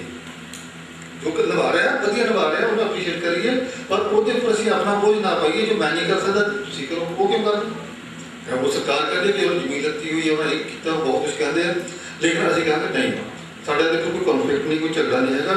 बच्चे को एजुकेशन देनी, जो 8 साल की एजुकेशन है, जो राइट टू एजुकेशन कवर करती है, वो राइट टू एजुकेशन जो है वो सरकारी स्कूल ही उस बच्चे को एजुकेशन देगा। असीं उस बच्चे की उस स्कूल की गल कर रहे हैं। उत्थे लिया मेरे एक मित्र ने राजपुर स्कूल के सीनियर टीचर ने, उन्होंने कुछ बच्चे एडमिट कर ले जोड़े इकनॉमिकली वीकर सैक्शन के सी। वो आके मैंने कहना भी ये बच्चे को पढ़ाना बहुत औखा, कहना इन्होंने कुछ समझ नहीं आता, नहीं आएगा कर रहे थे। उन्हें भी यही कहा कि एड्रेस करना वो बच्चे की जरूरत, क्योंकि जरूरत तो दूसरे बच्चे की जरूरतों में क्या अंतर है। जो असीं फिर मुड़ के जो चलते हैं कि बच्चे ने की सीखिया है, एग्जामिनेशन पर चले जाते हैं, फिर नंबर आ जाते हैं। CBSE के नंबर 100% आने लग गया, 100% बच्चे ग्रेड सारा A ग्रेड च आ गए। तो हम कितने कि कहूँगा फर्स्ट है कि कहूँगा सैकेंड है। कुछ जो मल्टीपल चॉइस क्वेश्चन चले गए हैं, तो जो ऑब्जेक्टिव बनाते पेपर, ऑब्जेक्टिव तो 100/100 हो जाएगा, पर बच्चे की कंप्रीहेंशन तो नहीं डेवलप हुई। टिक लाना सिर गया हो,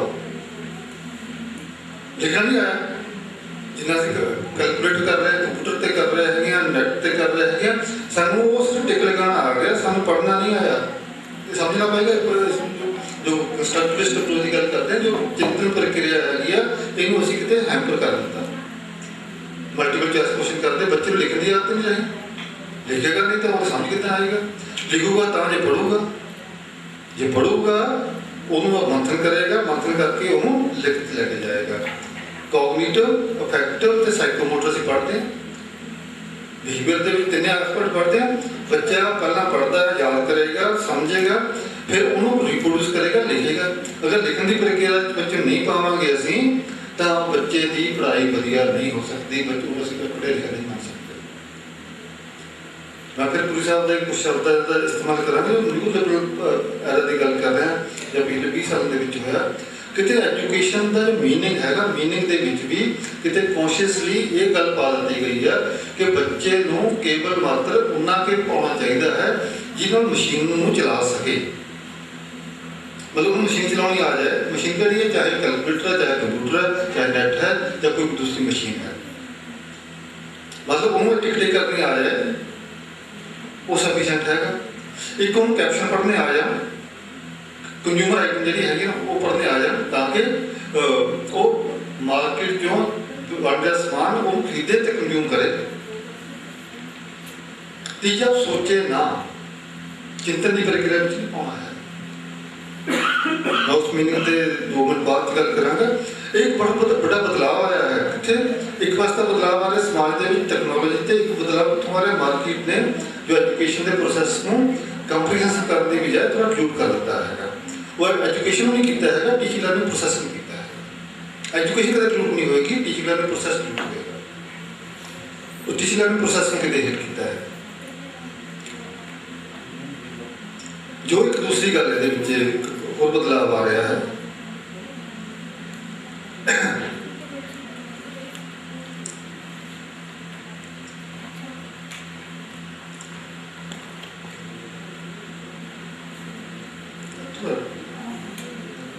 मैं खुद बोल जाता कुछ बदलाव समाज के करके शिक्षा के कितों आ रहे हैं, कि मार्केट ने उस चीज़ को पकड़िया है। वो मैं दूसरी एग्जाम्पल, एक सिंपल एग्जाम्पल वो कराँगा। जिन्हें हम एफडीआई आ जाए, डायरेक्ट इन्वेस्टमेंट आई रिटेल की आ जाएगी। ऑलरेडी रिलायंस वाले आए बैठे, रिलायंस भी सब्जी बेचता फिरता, तेल भी बेचता, कंप्यूटर बेचता, हम सब्जियां बेचता, हूँ तेल बेचने लग गए। वो भुख नहीं मर रही। हूँ वो आ रहा, वालमार्ट आ रहा, वो यूरोप अमेरिका कवर करके वो हम चटनी भरिया है, हूँ कहना मैं हिंदुस्तान भी आना है। बच्चे तुम भी जाते हो कि मैं नहीं जाता, एक बार गया है, मैं जाना बंद कर दिता। मैं किसी माल या बड़े ਉਹਦੇ ਵਿੱਚ मैं नहीं जाता। क्यों? मेरी बोलती बंद होगी कि मैं उधर जावांगा, मैं बोल नहीं सकता। चीज़ां पईयां ने वो पई ट्रे पई है, चक्कांगा, पा ली, देख लिया, पा लिया, तो बाहर काउंटर पर आ गया। काउंटर पर उन्हें बिना बोले, कल्चर ऑफ साइलेंस, बिना बोले उत्थे मैं वो रख दांगा, वो पैसे दे दांगा, तो बाहर निकल जाऊंगा। थैंक यू नहीं कहते, ना वो कहते ना मैं कहता। मैं हाले रेडी वाले तो सब्जी लाता, वो बच्चे इतने पहुँच के गल करता, कल क्यों नहीं आया सी, फलानी सब्जी महंगी क्यों होगी, एक ही हो गया, वो मैं गल करता। मैं छोटे स्टोर के उस दुकान पर जाता, साढ़े उत्थे है गोल मार्केट है, यूनिवर्सिटी गोल मार्केट, असं गोल मार्केट में GM कहते, मैं तो बहुत साल पता लगे GM की होती है। बस इन्नी एप्लीकेशन आ गई गोल मार्केट में GM, मैं पता सामने GM की है, हम लगे तो गोल मार्केट सिंपल चल गया। सिंपल के उत्थे 2 ब्रदर की दुकान, दोनों मुंडे ने, बाकी मैं अशोक तो लैके आऊँगा। उन दोनों भरावां चो जो होएगा जो नहीं होगा, मैं वो बारे पूछागा वो कितने गया हुआ। जब मेरे बेटे बारे पूछेगा, मेरी बेटी बारे पूछेगा, मेरी भाई बारे पूछेगा, सारा संवाद होंदा सी, रिलेशनशिप सीगा। मैं बाजार के मार्केट के समान खरीदण नहीं जाता, मैं रिश्ते की गल नहीं करता। मोची कोल बैठ के पॉलिश करता तो वो भी दो संवाद करता। दूसरा देखिए शिमले से मेरा हाले भी वो संतराम है, वो बैठ के मैं चाह भी पीऊँगा, कितने वो पैसे दूंगा संतराम, कितने मैं दूंगा। जो ह्यूमन रिलेशनशिप है, ये मार्केट ने ह्यूमन रिलेशनशिप खत्म करते हैं। स्टोर जाओगे तो बोलोगे नहीं, चुपचाप जाओगे, चुपचाप आ जाओ, घर के इंटरनेट आ गया तो भी बोलोगे, तो बोलने की शक्ति खत्म करती। ये जो अटैक है, एक तो समाज तब्दीलियां ने अटैक के ऊपर करता है, ये ऊपर भी कर देता है। सोचना नहीं है, सर मशीन के ऊपर शिफ्ट कर देता अपने आप। ਸੋ ਇਹ ਖਤਰਾ ਜਿਹੜਾ ਅਧਿਆਪਕ ਨੇ ਬੱਚੇ ਨੂੰ ਬੋਲਣਾ। ਸਕੂਲ 'ਚ ਅਸੀਂ ਬੱਚੇ ਨੂੰ ਵੈਸੇ ਨਹੀਂ ਬੋਲਣ ਦਿੰਦੇ ਦਾ ਨੇਮ ਆਫ ਡਿਸਪਲਿਨ। ਉਹ ਜਦੋਂ ਯੂਨੀਵਰਸਿਟੀ ਪਹੁੰਚ ਗਿਆ ਤਾਂ ਅਸੀਂ ਉਹਨੂੰ ਸਵਾਲ ਕਰਦੇ, ਉਹ ਜਵਾਬ ਨਹੀਂ ਦਿੰਦਾ।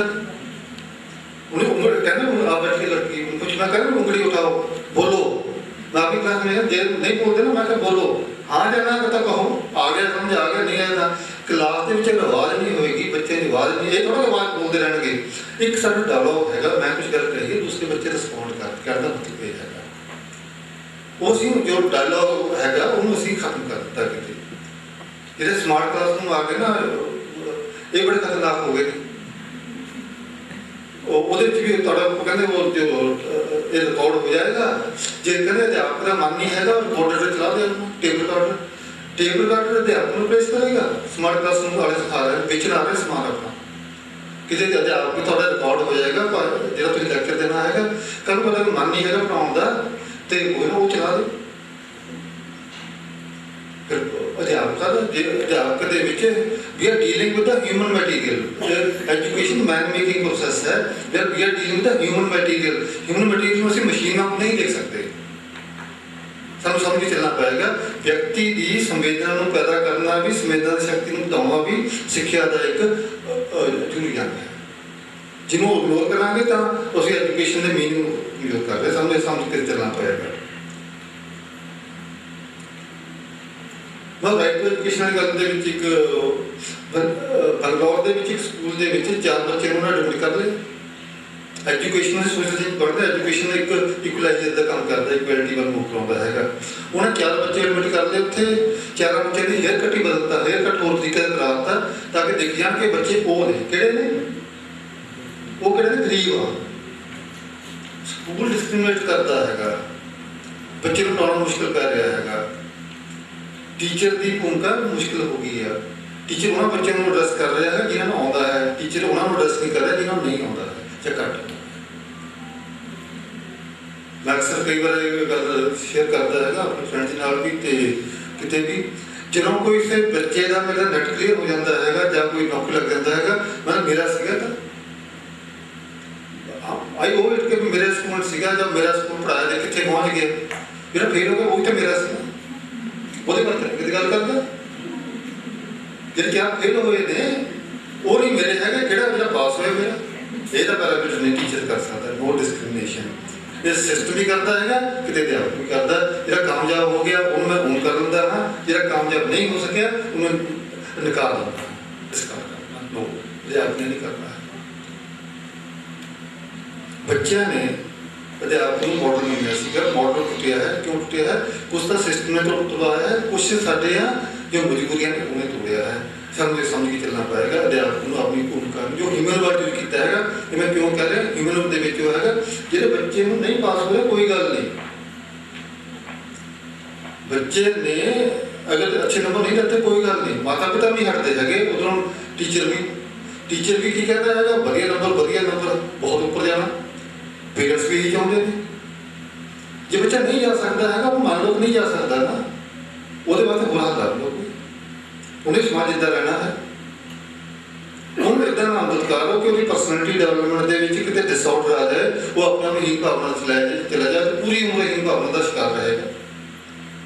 ਅਸੀਂ ਉਹਦੀ ਕੇਅਰ ਕਰਨਾ ਹੈਗਾ। ਜਿਹਨੂੰ ਹੈ ਡਿਫਰੈਂਟਲੀ ਏਬਲਡ ਬੱਚੇ ਨੇ ਉਹਨਾਂ ਨੂੰ ਵੀ ਕੇਅਰ ਕਰਨਾ ਹੈਗਾ। ਉਹ ਜ਼ਿਆਦਾ ਕਿੱਥੋਂ ਆ ਰਹੇ ਨੇ? ਇਹਨਾਂ ਗਰੁੱਪਾਂ ਤੋਂ ਆ ਰਹੇ, ਜਿਹੜੇ ਗਰੁੱਪਾਂ ਨੂੰ ਅਸੀਂ ਕਹਿੰਦੇ ਨੇ ਇਹ ਸਾਧਨ ਸੰਪਾਨੀ ਹਨ। ਇਹ ਉਹ ਲੋਕੀ ਨੇ ਜਿਨ੍ਹਾਂ ਦੇ ਗਰੀਬ ਗਰੁੱਪੇ ਨੇ ਜਾਂ ਜਿਨ੍ਹਾਂ ਦੀ ਆਮਦਨ ਨਹੀਂ ਹੈਗੀ। ਪਰਸੋਂ ਚੌਥੀ ਆਇਆ ਹੈਗਾ ਇੱਕ ਲੋਕ ਸਭਾ ਦੌੜਾ ਉੱਠਿਆ ਜੇ ਪੜ੍ਹਿਆ ਹੋਇਆ ਤੁਸੀਂ, ਜੋ ਕੈਗ ਦੀ ਰਿਪੋਰਟ ਆਈ ਆ ਜਿਹੜੀ ਸਰਕਾਰ ਨੇ ਗਰੀਬਾਂ ਦੀ ਸਕੀਮ ਬਣਾਈ ਸਭ ਤੋਂ ਵੱਡੀ, ਉਸ ਸਕੀਮ ਵਿੱਚ ਵੀ ਲੋਕੀ ਪੈਸਾ ਖਾ ਗਏ ਨੇ। ਮੇਰੇ ਗੱਲ ਗਰੀਬ ਨੂੰ ਜਿਹੜੀ ਰੋਟੀ ਦੇਣੀ ਸੀਗੀ ਮਿਡ ਡੇ ਮੀਲ ਪੈਸਾ ਖਾ ਗਏ ਨੇ। ਦੱਸੋ ਭਲੇ ਲੋਕੋ, ਮਿਡ ਡੇ ਮੀਲ ਦੇ ਵਿੱਚ ਵੀ ਉਹਦੇ ਪੈਸੇ ਵਿੱਚ ਵੀ ਕਰ ਗਏ। ਜਿਹੜੀ ਅਸੀਂ ਚੀਜ਼ ਆਮ ਜਨਤਾ ਵਾਸਤੇ ਬਣਾਈ ਸੀ, ਸਮਾਜ ਦੇ ਉਹਨਾਂ ਵਰਗਾਂ ਲਈ ਬਣਾਈ ਹੈ ਜਿਹੜੇ ਵਰਗ ਨੂੰ ਅਸੀਂ ਆਪਣੇ ਬਰਾਬਰ ਲੈ ਕੇ ਆਉਣਾ ਹੈ। ਉਹਨੂੰ ਇੱਕ ਪਹਿਲਾਂ ਘੱਟ ਮਿਲ ਰਿਹਾ ਵਿਚਾਰ ਨੂੰ, ਜੋ ਘੱਟ ਮਿਲ ਰਿਹਾ ਉਹਦੇ ਵਿੱਚ ਵੀ ਅਸੀਂ ਥੋੜ੍ਹੀ ਜਿਹੀ ਵਿੱਚ ਕਟੌਤੀ ਕਰ ਰਹੇ ਹਾਂ, ਚਾਹੇ ਕਿਸੇ ਰੂਪ 'ਚ ਕਰ ਰਹੇ ਹਾਂ। ਸੋ ਬੱਚੇ ਦਾ ਪਹਿਲਾਂ ਹੀ ਉਹ ਕਮਜ਼ੋਰ ਹੈ, ਉਸ ਕਮਜ਼ੋਰ ਬੱਚੇ ਨੂੰ ਸ਼ਕਤੀ ਦੇਣ ਲਈ ਸਾਨੂੰ ਜ਼ਿਆਦਾ ਮਿਹਨਤ ਕਰਨੀ ਪਏਗੀ। ਐਜੂਕੇਸ਼ਨ ਸਾਡੇ ਕੀ ਹੋ ਗਿਆ, ਬੜਾ ਅਜੀਬੋ-ਗਰੀਬ ਮਸਲਾ ਹੋ ਗਿਆ। ਅਸੀਂ ਕਹਿਤਾ ਕਿ ਨਾਨ ਫਾਰਮਲ ਐਜੂਕੇਸ਼ਨ कि कोई एजुकेशन के लिए फार्मूला पढ़े होना चाहिए, एजेंसी अपनी पढ़ी फॉर्मल है, नॉन फॉर्मल है, इनफॉर्मल है। Non formal education higher education okay हैगी है जो डिस्टेंस मोड दे रहा है, जो ओपन लर्निंग दे रही है। स्कूल ਦੇ ਵਿੱਚ नॉन फॉर्मल एजुकेशन सही नहीं है, ऑलमोस्ट डिसबैंड हो जाएगी। नॉन फॉर्मल एजुकेशन स्कूल ਦੇ ਵਿੱਚ ਕੀ ਮਤਲਬ ਹੈ, ਬੱਚਾ ਕੰਮ ਵੀ ਕਰ ਲਵੇ घर का, चाहे लड़की घर का काम है, खेती का काम है, चाहे वो एग्रीकल्चर लेबर है, चाहे वो जस्टिस लेबर है, नाल थोड़े पढ़ भी लवे। पर चाइल्ड लेबर तो बैन है, कॉन्स्टिट्यूशन ही चाइल्ड लेबर तो बैन है, फिर बच्चे तो काम क्यों करा लो तुसीं? राइट टू एजुकेशन एक्ट ਦੇ ਵਿੱਚ ਹੁਣ ਅਮੈਂਡਮੈਂਟ ਆ ਰਹੀ ਹੈ ਕਿ ਇਹ complete ban on any kind of work to be done by a child. ਨਾ ਮਾਤਾ ਪਿਤਾ ਨਾ ਕੋਈ ਹੋਰ ਏਜੰਸੀ ਬੱਚੇ ਤੋਂ ਕੋਈ ਕੰਮ ਨਹੀਂ ਕਰਾ ਸਕਦੀ, ਉਹ ਕੇਵਲ ਮਤਲਬ ਪੜ੍ਹੇਗਾ ਅਰਸਾ ਦੇ education. But this is the thing where we are. ਅੱਛਾ, ਉਹ ਕਿਹੜੇ ਬੱਚੇ ਨੂੰ ਇੱਕ ਵਾਰ ਫਿਰ ਮੈਂ ਗੱਲ ਕਰਦਾ, ਉਹ ਕਿਸੇ ਨੇ ਜ਼ਿਕਰ ਨਹੀਂ ਕੀਤਾ ਉਹਦਾ, ਮੈਂ ਕਰਾਂਗਾ। ਸਾਡੇ ਦੇਸ਼ ਦੀ ਜੋ जिस एजुकेशन की गल कर रहे हैं, जिस अध्यापक की गल कर रहे हैं, एजुकेशन की गल कर रहे हैं, 25% तो ज़्यादा लोग साढ़े देश के हाले भी अनपढ़ ने। इलिटरेसी कहते हैं, इन्होंने पढ़ना लिखना नहीं आता, जिन्हें स्कूल नहीं देखा। जो 25% के आंकड़े बना लिए तो यह तकरीबन 30-31 करोड़ बन जाता। जिहदी असीं सिक्ख्या की गल करते हैं, रोल ऑफ टीचर वो वास्ते बन रहा है। जिस नॉन फॉर्मल एजुकेशन बेसिकली उन्होंने बच्चे वास्ते आई सी जिहड़े बच्चे इन्हां अनपढ़ परिवारों के विचों गरीब परिवारों में आए हुए हैं। जे बच्चा गरीब परिवार तो आया है, अनपढ़ परिवार तो आया है, स्कूल जा नहीं सकता है, जिहड़ा प्राइमरी स्कूल है पिंड का या एलीमेंटरी स्कूल है पिंड का नहीं जा सकता, वो वास्ते कहते नॉन फॉर्मल एजुकेशन सेंटर खोल लेंगे। नॉन फॉर्मल एजुकेशन सेंटर कौन पढ़ाएगा? 10वीं पास या +2 करके किया पिंड का कोई लड़का या लड़की उन्होंने पढ़ाएगा। जे असीं नॉन फॉर्मल एजुकेशन के उस अध्यापक को दे दें जो ट्रेन नहीं है, असीं पीआर क्यों करा रहे बच्चे? एजुकेशन के ट्रेन टीचर तो हम तो इंपोर्टेंट है। जो गरीब का बच्चा है वो वास्ते अनट्रेन टीचर, जो अमीर का बच्चा वो ट्रेन टीचर। ये किहड़ा इंसाफ है? वो बच्चे की डेवलपमेंट जी मैं कह रहा ग्रोथ एंड डेवलपमेंट देख रहे हैं, असीं बच्चा बड़ा हो रहा है, वो देख रहे हैं कि मैं वो एक स्कूल वो है उत्थे कौन पढ़न जा रहा है, एक स्कूल ये है जिथे मैं पढ़ रहा। वो बच्चे का किहड़ा विकास ठीक होएगा? ना उसका समाजिक विकास ठीक होएगा, ना उसका इमोशनल डेवलपमेंट भी ठीक होएगा। सो उस बच्चे को जिन्होंने असीं कहते all round development of the personality of the child. All round development word use करते हैं ना आप, वर्ड दैट ऑलराउंड सोशल भी है, इंटलैक्चुअल भी है, इमोशनल भी है, कल्चरल भी है। जो इमोशनल डेवलपमेंट असीं ब्लॉक कर रहे हैं, तो कल्चरल डेवलपमेंट ब्लॉक कर रहे हैं, तो असीं उन्हें एजुकेशन नहीं दे रहे हैं। सो उन्होंने बच्चों जिन्होंने वास्ते राइट टू एजुकेशन आया है, साढ़े स्कूलों के अध्यापक को उन्होंने वास्ते भी हूँ तो तैयार होना पाएगा कि बहुत बच्चे ऐसे हैं जिन्हें पढ़े ना 30-35 साल हो गए पर हाल ही पूरा नहीं पढ़िया, क्योंकि ज्ञान बहुत ज़्यादा है। मैं उतना ही पढ़ रहा जी मैंने जरूरत पै रही है, या सारा मैं नहीं पढ़ सकता, फिजिकल लिमिट्स भी है। सो एक तरह पहले इन्हें कमान करी कि मैंने बहुत कुछ आ गया, मुझे हमेशा ही लगातार पढ़ने रहने की प्रक्रिया में रहना पाएगा। अध्यापक होने के नाते केवल मतलब मैं यही नहीं कि मैं अपनी जो विषय वस्तु पढ़ानी है, चाहे वो मैथ है, चाहे लैंग्वेज या कोई और है, उन्होंने अध्यापक को होर चीज़ा भी नाल पढ़नी पैणगियां जिहड़ियां समाज के विकास नाल जुड़ियां हुई हैं। उन्होंने वल अध्यापक ध्यान नहीं देगा तो बच्चे की ऑलराउंड डेवलपमेंट जिन्होंने असीं कहते सोशल डेवलपमेंट है, इमोशनल डेवलपमेंट है, कल्चरल डेवलपमेंट है, वो पूरी नहीं हो पाएगी। एक मैं कितने पढ़ रहा सीगा, मैं वो शेयर करांगा तो फिर मैं अपना संवाद रोकांगा। ਜਿਹੜੇ ਹਿਊਮਨ ਰਾਈਟਸ ਆਏ ਹੋਏ ਨੇ, ਹਿਊਮਨ ਰਾਈਟਸ ਨੂੰ ਅਸੀਂ 3 ਜਨਰੇਸ਼ਨ ਕਹਿੰਦੇ, 3 ਜਨਰੇਸ਼ਨ ਦੇ ਹਿਊਮਨ ਰਾਈਟਸ ਨੇ। ਦੂਸਰੀ ਮੂਵਮੈਂਟਸ ਲੜੀਆਂ, ਸੰਪੂਰਨ ਕ੍ਰਾਂਤੀ ਦਾ ਨਾਰਾ ਆਇਆ ਸੀਗਾ ਜਦ ਪ੍ਰਕਾਸ਼ ਨਾਰਾਇਣ ਦਾ, ਇੰਨਾ ਹਜ਼ਾਰ ਨੇ ਮੂਵਮੈਂਟ ਚਲਾਈ ਆ, ਉਹ ਵੀ ਇੱਕ ਨਾਰਾ ਸੀਗਾ है ना। उन्होंने इनकलाब जिंदाबाद करता है, अन्ना हज़ारे ने भी एक जी मूवमेंट्स ने कहे ना राइट्स कहे साढ़े सिविल राइट्स लिबर्टी ना जोड़े ना, सिविल थे पोलिटिकल, फिर सिक्योरिटी राइट्स है। एक जनरेशन कही सी जिन्होंने आज़ादी की लोड़ सी, गुलामी तो आज़ादी वाल, तो आज़ादी तो बाद असीं डेमोक्रेसी वाल मूव किए हैं। दूजे गोल जोड़े आए ना सिक्योरिटी के सी, सोशल सिक्योरिटी, इकनॉमिक सिक्योरिटी, तो तीसरी सिक्योरिटी कल्चरल सिक्योरिटी। जो मीडिया जिक्र कर रहा है उन्हें कल्चरल सिक्योरिटी को खत्म किया है, मार्केट आई है तो उन्हें इकनॉमिक सिक्योरिटी को खत्म किया है, सोशल सिक्योरिटी भी साड़ी खत्म हुई है। ਜੋ ਇਹ ਗਲੋਬਲਾਈਜੇਸ਼ਨ ਦਾ ਪ੍ਰੋਸੈਸ ਜਿਹਦੇ 'ਚ ਅਸੀਂ ਕਹਿੰਦੇ ਬਹੁਤ ਹੀ ਅਸੀਂ ਦੂਰ ਤੱਕ ਦੇਖਦੇ ਹਾਂ, ਤਾਂ ਠੀਕ ਹੈ ਉਹ ਗੱਲ, ਲੇਕਿਨ ਉਹ ਰਾਈਟਸ ਨੂੰ ਕਿਤੇ ਰੋਕਿਆ ਗਿਆ ਹੈ। ਜੋਬ ਦੇ ਵਿੱਚ ਕੰਟਰੈਕਚੁਅਲ ਜੋਬ ਜ਼ਿਆਦਾ ਹੋ ਗਈਆਂ ਨੇ, ਰੈਗੂਲਰ ਜੋਬ ਨਹੀਂ ਹੋ ਰਹੀ, ਗੌਰਮੈਂਟ ਆਪਣੀ ਜੋਬ ਨਹੀਂ ਕਰ ਰਹੀਆਂ, ਸਕੂਲਾਂ ਵਿੱਚ ਵੀ ਕਈ ਟੀਚਰ ਭਰਤੀ ਕਰ ਰਹੇ ਨੇ। ਜੋ ਮੈਸਲੋ ਦੀ ਨੀਡ ਹਾਇਰਾਰਕੀ ਹੈ ਨਾ, ਮੈਸਲੋ ਦੀ ਨੀਡ ਹਾਇਰਾਰਕੀ ਪੜ੍ਹਿਓ, ਮੋਟੀਵੇਸ਼ਨ ਦੇ ਵਿੱਚ, ਅਚੀਵਮੈਂਟ ਮੋਟੀਵੇਸ਼ਨ ਦੇ ਵਿੱਚ ਸੇਫਟੀ ਨੀਡਸ ਨੇ, ਪਹਿਲਾਂ ਫਿਜ਼ੀਓਲੋਜੀਕਲ ਨੀਡਸ ਨੇ, ਫਿਰ ਸੇਫਟੀ ਨੀਡਸ ਨੇ, ਫਿਰ ਬਿਲੋਂਗਿੰਗ ਨੀਡਸ ਨੇ, ਫਿਰ ਅਸਟੀਮ ਨੀਡਸ ਹੈ, ਫਿਰ ਹੈਗੀ ਸੈਲਫ ਐਪਲੀਕੇਸ਼ਨ ਹਾਈਐਸਟ। ਸੋ ਜਦੋਂ ਸਿਕਿਉਰਿਟੀ ਦੀ ਗੱਲ ਕਰ ਰਿਹਾ ਹੈ, ਸਾਨੂੰ ਜੋ ਕੰਟੈਕਸਟ ਦੇ ਉੱਪਰ ਜੋਬ ਕਰੇਗਾ, ਬੰਦਾ ਘੱਟ ਪੈਸੇ ਕੰਮ ਕਰੇਗਾ, ਉਹ ਫਿਜ਼ੀਓਲੋਜੀਕਲ ਨੀਡ ਦੇ ਉੱਪਰ ਬੈਠਾਤਾ ਸੀ। ਸੇਫਟੀ ਨਹੀਂ ਹੈਗੀ, ਕਦੇ ਵੀ ਉਹਨੂੰ ਅਸੀਂ ਫਾਇਰ ਕਰ ਸਕਦੇ ਹਾਂ ਜੇ we go to some other place. ਜੋ ਰਾਈਟਸ ਦੀ ਵਾਇਲੇਸ਼ਨ ਅਸੀਂ ਕਰ ਰਹੇ ਹਾਂ ਉੱਥੇ, ਬਸ ਸਮਾਜ ਦਾ ਵਿਕਾਸ ਹੋ ਰਿਹਾ ਕਿ ਰਾਈਟਸ ਦੀ ਵਾਇਲੇਸ਼ਨ ਹੋ ਰਹੀ ਹੈ। तो तीसरे राइट्स ने, पहले राइट्स है लिबर्टी ਨਾਲ जुड़े हुए, दूसरे सिक्योरिटी नीड्स ਨਾਲ जुड़े हुए, जिन्हें कुछ प्रॉब्लम आ रही है। तीसरे है डेवलपमेंट विकास का, वो व्यक्तिगत नहीं हैगा, वो ग्रुप के विच समूह रूप के विच जिवें गरीबी हटाओ के प्रोग्राम है, पॉवर्टी एजुकेशन के ने, हम एजुकेशन की गल कर रहे हैं, उन्होंने ग्रुपों वास्ते गल कर रहे हैं जिन्हों का कि सीधा संबंध समाज के उन्होंने व्यक्तियों लिए है, उन्होंने समूहों लिए है ਜਿਹੜੇ किसी न किसी रूप के विकास की प्रक्रिया में शामिल नहीं हो सके। रूरल पॉपूलेशन है, फॉरेस्ट एरिया ने, कोस्टल रीजन ने, SC/ST पॉपूलेशन है, बैक क्लास वाले ने, लड़कियां ते औरतां ने। जो मैं अनपढ़ समाज की गल कर रहा सीगा, जो 25% अनपढ़ ने, जैसे 75% 75 नहीं है हाले पूरी लिटरेसी रेट साडा अराउंड 75% ਅਸੀਂ कह रहे हैं। वो 75 के 82% मेल पढ़े लिखे ने, जबकि फीमेल की पढ़े लिखे की संख्या हाले भी 4% है। डिस्पैरिटी है, बड़ी डिस्पैरिटी है। मेल फीमेल के लिटरेसी रेट के 18% का गैप हाले भी स्टैंड कर रहा है, जो 1952 में भी स्टैंड कर रहा है। वो 9 से 27 का आंकड़ा सीगा, 9% विमन पढ़िया लिखिया सीगियां 51 के विच, ते 27% मेल सीगे। आज जो 75% पॉपूलेशन पढ़ी लिखी है, 82% मेल है तो 64% फीमेल है। वो 18% का गैप जो मेल फीमेल पॉपूलेशन पे है, वो हाले भी स्टार्ट कर। सो जो इक्वैलिटी वाल नहीं मूव किए तो यह मतलब कितने ना कितने डेवलपमेंट के प्रोसैस के कितने प्रॉब्लम हैगी है, इसको अंडरस्टैंड करना पड़ेगा। जी डेवलपमेंट बेस्ड जो ह्यूमन राइट्स की गल करते हैं, एक तो राइट ऑफ द ग्रुप्स है, समूह किसी रूप में पिछड़े रह गए हैं, उन्होंने वास्ते प्रोविजन करनी, चाहे वो SC वास्ते, BC वास्ते, कई लोग कहते क्यों कर रहे हैं, वो इसलिए कर रहे हैं कि ग्रुप्स किसी न किसी रूप के पिछड़े हो रहे हैं, इंक्लूडिंग माइनॉरिटीज़। सिख भी चाहते चाहे पंजाब के सिख साधन संपन्न ने, लेकिन बाकी स्टेटा जो सिख बैठा हुआ वो साधन संपन्न नहीं, सारे साधन संपन्न नहीं है। हिमाचल का सर्वे किया मिनोरिटी का, ministry of justice and empowerment एक होया।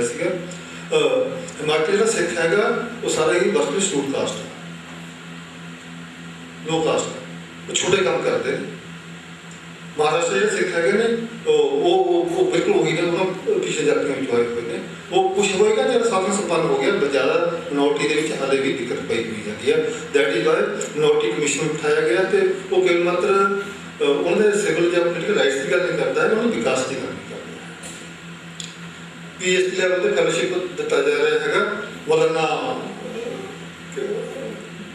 आजाद फेलोशिप पर PhD किना वास्ते, मिनोरिटी वास्ते, SC/ST वास्ते आ रहा है Rajiv Gandhi national foundation scholarship पर।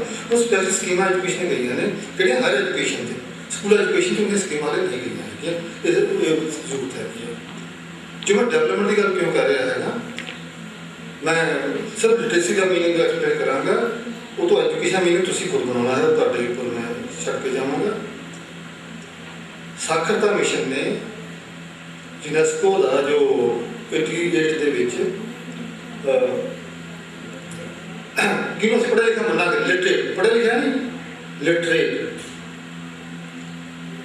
लिटरेट पर्सन, तो उस पहली गल तो ऐसी कि उन्होंने 3R के लिखना, पढ़ना, रीडिंग, राइटिंग एंड अरिथमैटिक तिना का विच सेल्फ सफिशिएंसी हो जाए। नंबर 1।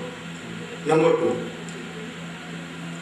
वो व्यक्ति जिन्होंने असीं अनपढ़ता तो पढ़ाई वाल लैके जा रहे हैं, व्यक्ति अपनी बदहाली का कारण समझे, अपनी बदहाली का गरीबी गुरबत का कारण समझे, ਵਿਕਾਸ ਦੀ ਪ੍ਰਕਿਰਿਆ ਵਿੱਚ ਸਮੂਹ ਰੂਪ ਵਿੱਚ ਸ਼ਾਮਲ ਹੋ ਕੇ ਆਪਣੀ ਕੰਡੀਸ਼ਨ ਨੂੰ ਵਧੀਆ ਬਣਾਉਣ ਲਈ ਕੰਮ ਕਰਦੇ। ਲਿਟਰੇਸੀ ਦਾ ਮੀਨਿੰਗ ਇਹਦਾ ਵਿਕਾਸ ਨਾਲ ਜੁੜਿਆ ਹੋਇਆ ਹੈਗਾ। ਜੋ ਮੈਂ ਡਿਵੈਲਪ ਹਿਊਮਨ ਰਾਈਟਸ ਜੋ ਥਰਡ ਪੇਜ ਦੀ ਗੱਲ ਕਰ ਰਿਹਾ ਹੈਗਾ ਕਿ ਡਿਵੈਲਪਮੈਂਟ ਬੇਸਡ ਹਿਊਮਨ ਰਾਈਟਸ ਦੀ ਗੱਲ ਕਰ ਰਿਹਾ ਕਿ ਉਹਦੇ ਵਿੱਚ ਬਦਹਾਲੀ ਕਦੋਂ ਜਾਣੇਗਾ ਜਦੋਂ ਉਹਦੀ ਸੋਚ ਪੈਦਾ ਹੋਏਗੀ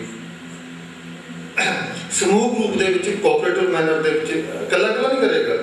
ਤੇ ਤੀਸਰਾ ਕਿਹੜਾ ਹੈਗਾ ਆਪਣੀ ਕੰਡੀਸ਼ਨ ਸੁਧਾਰੇਗਾ ਵਿਕਾਸ ਦੀ ਪ੍ਰਕਿਰਿਆ ਦੇ ਵਿੱਚ ਸ਼ਾਮਲ ਹੋ ਕੇ। ਇਹ ਮੀਨਿੰਗ ਹੈਗਾ ਸਾਖਰਤਾ ਦਾ, ਸਿੱਖਿਆ ਦਾ ਨਹੀਂ ਹੈ। ਸਾਖਰਤਾ ਦਾ ਮੀਨਿੰਗ ਇੰਨਾ ਵਿਸ਼ਾਲ ਹੈ, ਸਿੱਖਿਆ ਦਾ ਮਤਲਬ ਤੁਸੀਂ ਖੁਦ ਬਣਾਓ। ਇਹ ਕਿੰਨਾ ਵੱਡਾ ਹੈ ਤੋਂ ਜ਼ਿਆਦਾ ਵੱਡਾ ਕਨਸੈਪਟ ਹੈ। ਸੋ ਇਹਨਾਂ ਸ਼ਬਦਾਂ ਨਾਲ ਮੈਂ ਆਪਣਾ ਧੰਨਵਾਦ ਕਰਦਾ ਹਾਂ। ਧੰਨਵਾਦ। ने एक बहुत ही मनोरंजन उपदेशों से भरपूर हमारे से बात की और इसी बात को चरितार्थ किया कि केवल मनोरंजन ही न जीवन का कर्म होना चाहिए, केवल मनोरंजन ही न जीवन का कर्म होना चाहिए, उसमें उचित उपदेश का भी मर्म होना चाहिए।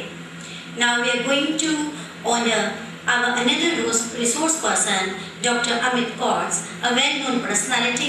I welcome him on the stage and I request our principal ma'am and our secretary, Shri S.K. Baruta ji, to come on the stage to honor him. Dr. Amit Kaurs, you are welcome on the stage. Has been sanctioned a major research project in education by UGC. Hi, sir. He has guided so many students for research, for MA and for PhD. His gentle, unassuming nature has attracted everybody. So, you are a perfect blend of the real qualities of life and heart. You are simple but clear, humble but firm in facing every situation. You achieved your present position by dint of hard work, determination, and single-minded devotion to duty and grace of God. I welcome him with these words, वो घड़ी दो घड़ी जहाँ बैठे, वो घड़ी दो घड़ी जहाँ बैठे, वो जगह महके, वो शजर महके। Chairperson of College Managing Committee, Principal of the College, Dr. Saroj Bhalla, Professor Kuldeep Puri, Professor Kulwinder Singh Ji, Professor Joshi, delegates, faculty members and very dear students. Let me first of all convey my gratefulness for providing me this opportunity wherein I can interact with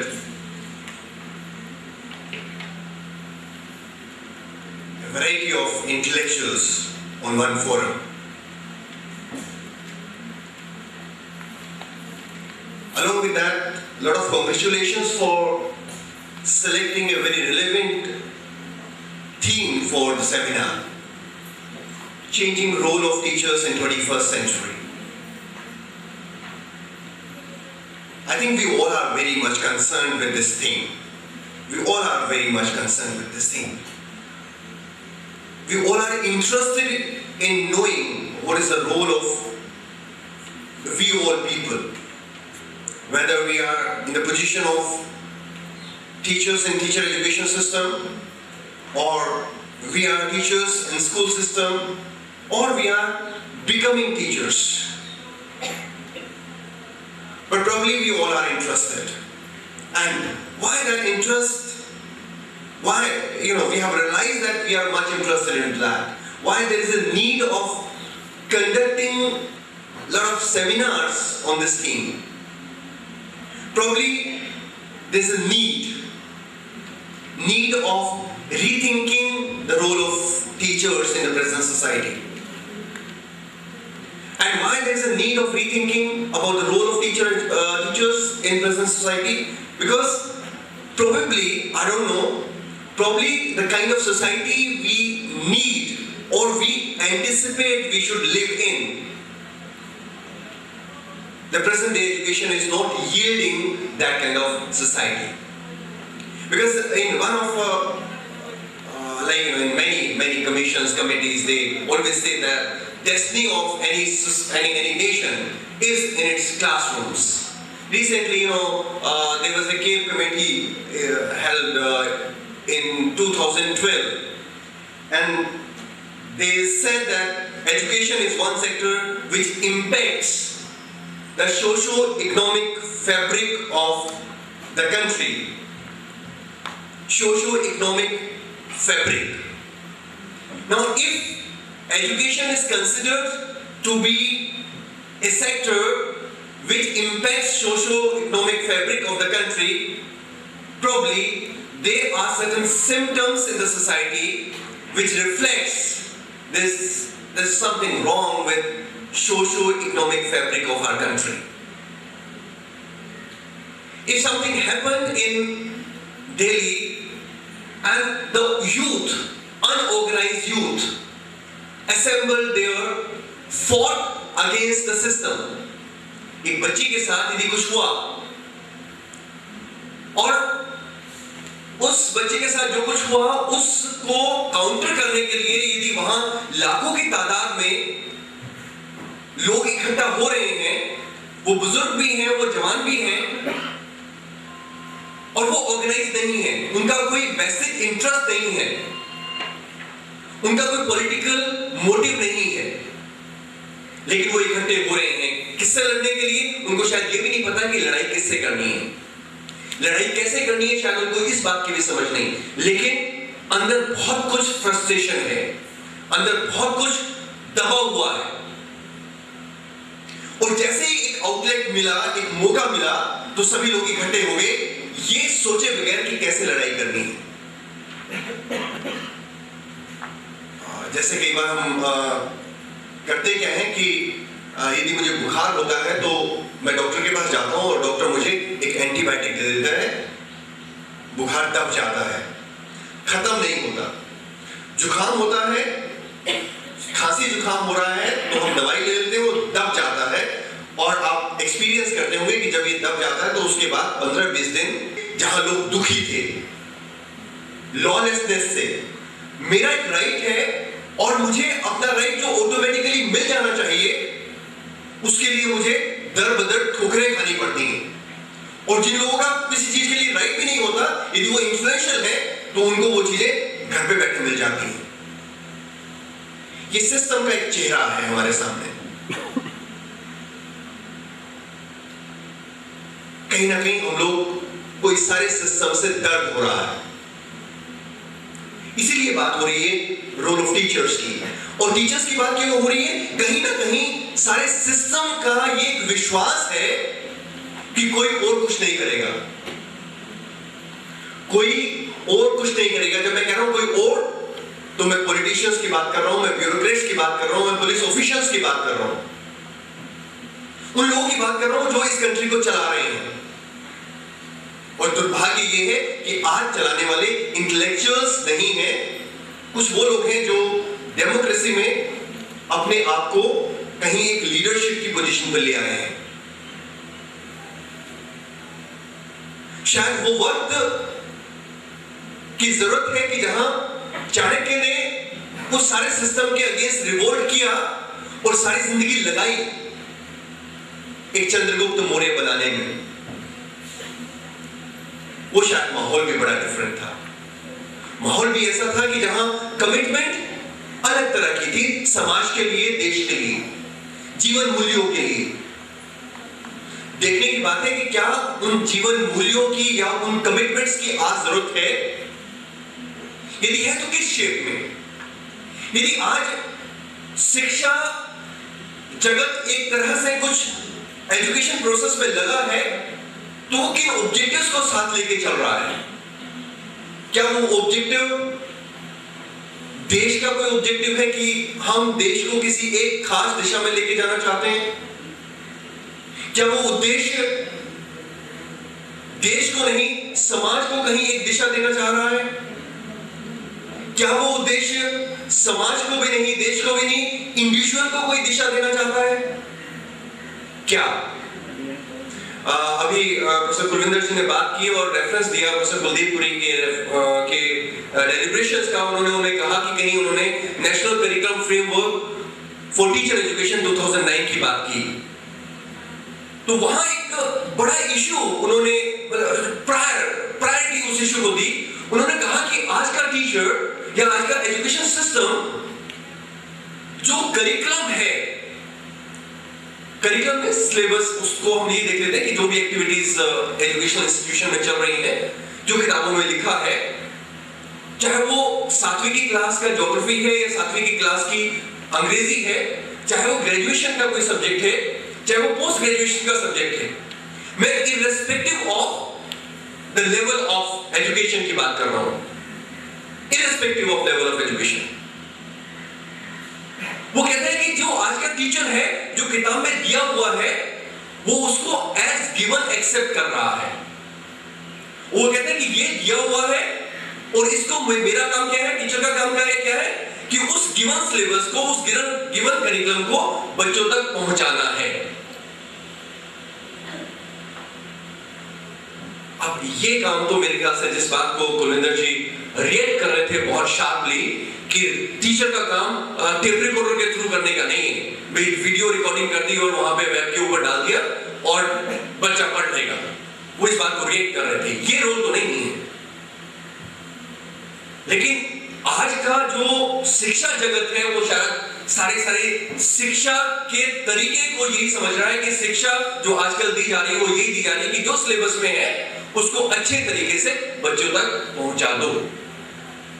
वो उसको, उस curriculum को, उस given content को analyse करना, reflect करना, observe करना, उसके ऊपर रिफ्लेक्शंस देना, ये सिखाई नहीं रहा है।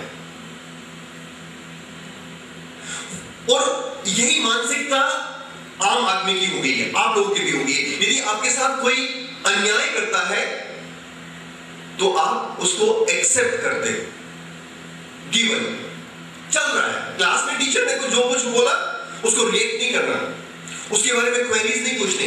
क्वेरीज पूछेंगे तो वो इनडिसिप्लिन हो जाएगा। जो डॉक्टर साहब कह रहे थे कि शांति, बिल्कुल क्लास में, इंस्टीट्यूशन में शांत माहौल है, बड़े अच्छी पढ़ाई हो रही है। अच्छी पढ़ाई तो भाई वहां हो रही है जहां कोई बातचीत चल रही है, कुछ नोक झोंक चल रही है। मुझे कई बार लगता है कि जब हम कहते हैं कि कोई इंस्टीट्यूशन बड़ा ऑर्डरली है, बड़ा ऑर्डरली, बड़ा डिसिप्लिन है, तो मुझे लगता है कि बड़ा गड़बड़ है यहां, बहुत कुछ अच्छा नहीं चल रहा है यहां, बहुत कुछ नया नहीं चल रहा है यहां।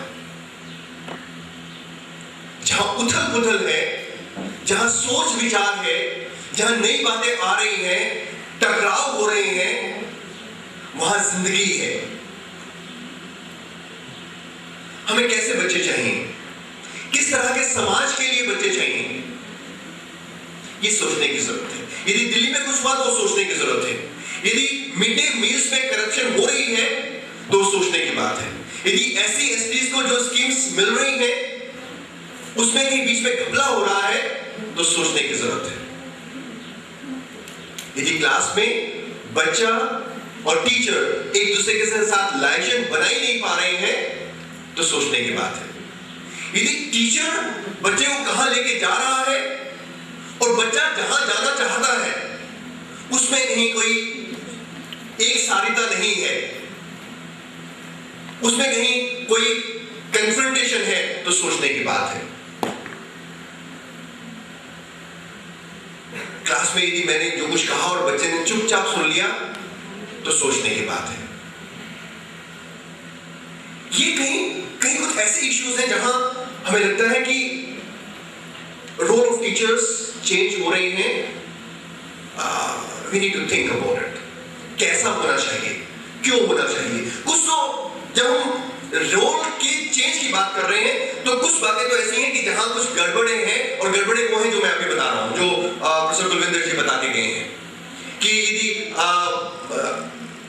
अत्याचार हो रहा है, चाहे वो गरीब के ऊपर हो रहा है, चाहे वो औरतों के ऊपर हो रहा है, तो गलत है।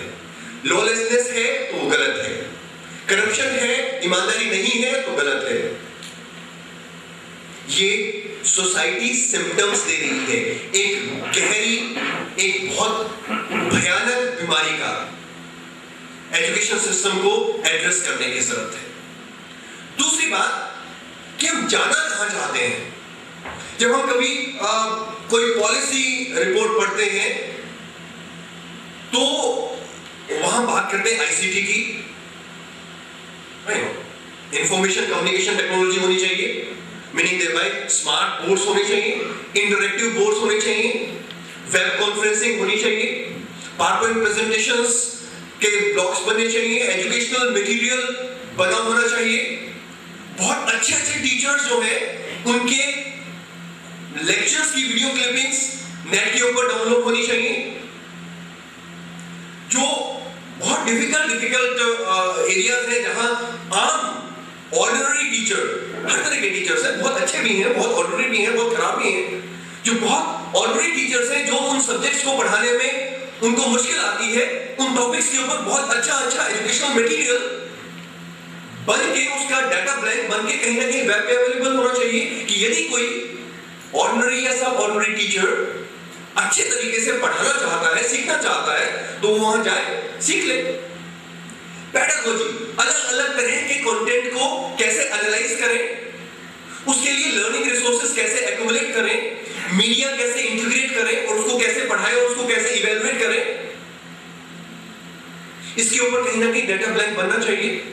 कि यदि मैं चाहता हूं इंप्रूव करना, एक तो ये बात है कि मैं चाहता ही नहीं हूं, एक ये कि मैं चाहता हूं लेकिन मुझे यही नहीं पता कि साधन क्या है इंप्रूवमेंट के, कहां जाऊं, कैसे सीखूं, क्या सीखूं। तो आईसीटी है ना, तो जो नेशनल या इंटरनेशनल ऑर्गेनाइजेशंस हैं, जो कमीशंस हैं, वो ये कहते हैं कि आईसीटी को यूज करिए, इंफॉर्मेशन कम्युनिकेशन टेक्नोलॉजी को यूज कीजिए। और उसके बाद वो कहते हैं कि समाज एक तरह का नहीं है, अलग अलग तरह का समाज है। जैसा समाज है उस समाज की नेचर को समझ के उसके पोटेंशियल्स को मैक्सिमाइज करिए। सस्टेनेबल डेवलपमेंट के ऑब्जेक्टिव है। अलग अलग तरह के लोग हैं, गरीब भी हैं, अमीर भी हैं, कम देखने वाले भी हैं, मुझे एनके लगी हैं, ऐसे भी हैं जिनको बिल्कुल नजर नहीं आता, ऐसे भी जो ठीक ठाक चलते हैं, ऐसे भी हैं जिनकी एक पैर नहीं है, ऐसे भी जिनके दोनों पैर नहीं है, कहीं को दिखता सुनता ही नहीं है, वो भी हैं। और यदि राइट टू एजुकेशन की बात करो तो कहते हैं कि भाई नहीं, सभी को पढ़ाओ। और यही नहीं, वो कहते हैं सभी को पढ़ाओ।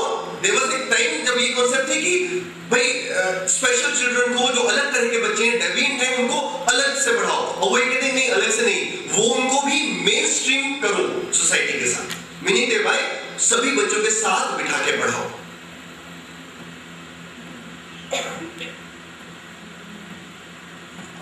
जब चाणक्य की हम बात करते हैं तो हम ये कहते हैं कि वहां पर्सपेक्टिव क्या था, कंट्री। द्रोणाचार्य की बात करते हैं तो वहां शायद कंट्री भी इतना इंपॉर्टेंट था जितना इंपॉर्टेंट राजा था। कमिटमेंट उस आर्मी के लिए थी, वहां देश के लिए थी कमिटमेंट। आज शायद वो कॉन्टेक्स्ट भी बदल गया है। वो कॉन्टेक्स्ट कैसे बदल गया? शायद आज हम ह्यूमैनिटी की बात कर रहे हैं, आज हम राज्यों की, समाज की, देश की भी बात नहीं करते, हमें इंटरनेशनल ह्यूमन बीइंग की बात करते हैं, हम उन क्वालिटीज की बात करते हैं कि वो उसमें आदमी ये ना है कि ये हिंदू है या ये बातें खत्म हो गए, ये भी ना हो कि ये हिंदुस्तानी है या चाइनीज है, ये एक अच्छा इंसान है। और इंटरनेशनली जो एक्सेप्टेड वैल्यूज है उसमें उनका विकास हो रहा हो। कहीं ना कहीं हमारा ऑब्जेक्टिव ये भी है। तो कहीं ना कहीं पर्सपेक्टिव जो है वो बदल रहे हैं। मैं अभी तक जो बात करने की कोशिश कर रहा हूं आप लोगों के सामने, दो बातें। एक तो ये कि जो कुछ चल रहा है वो शायद ठीक नहीं चल रहा। इस बात से शायद आप लोग मेरे साथ एग्री करेंगे। अक्रॉस द ग्रुप, चाहे वो बीएड का ग्रुप है, चाहे वो टीचर्स का ग्रुप है, चाहे वो टीचर एजुकेटर्स का ग्रुप है, चाहे वो eminent people on the dais, उन लोगों का ग्रुप है, कि जो कुछ चल रहा है शायद ठीक नहीं चल रहा। और शायद जैसा समाज हम चाहते थे, हमारा एजुकेशन सिस्टम वैसा समाज नहीं दे पा रहा। इसलिए हमें शायद बदलते पर्यावरण में टीचर के रोल की भूमिका को रीडिफाइन करने की जरूरत महसूस हो रही है। और दूसरी बात कि हमारे सामने कुछ ऑब्जेक्टिव्स हैं कि हम शायद as country, as part of the globe किसी खास दिशा में जाना चाहते हैं, अपने देश को, अपने समाज को, अपने लोगों को एक खास दिशा में लेके जाना चाहते हैं। उसके साथ साथ हम विकसित होना चाहते हैं, विकसित होना चाहते हैं। और ये बात, दोनों बातें मैं जो कर रहा हूं वो शायद प्रोफेसर कुलविंदर जी ने उसका रेफरेंस दिया था, national curriculum framework for teacher education, preparing teachers for professional, preparing professional and humane teachers.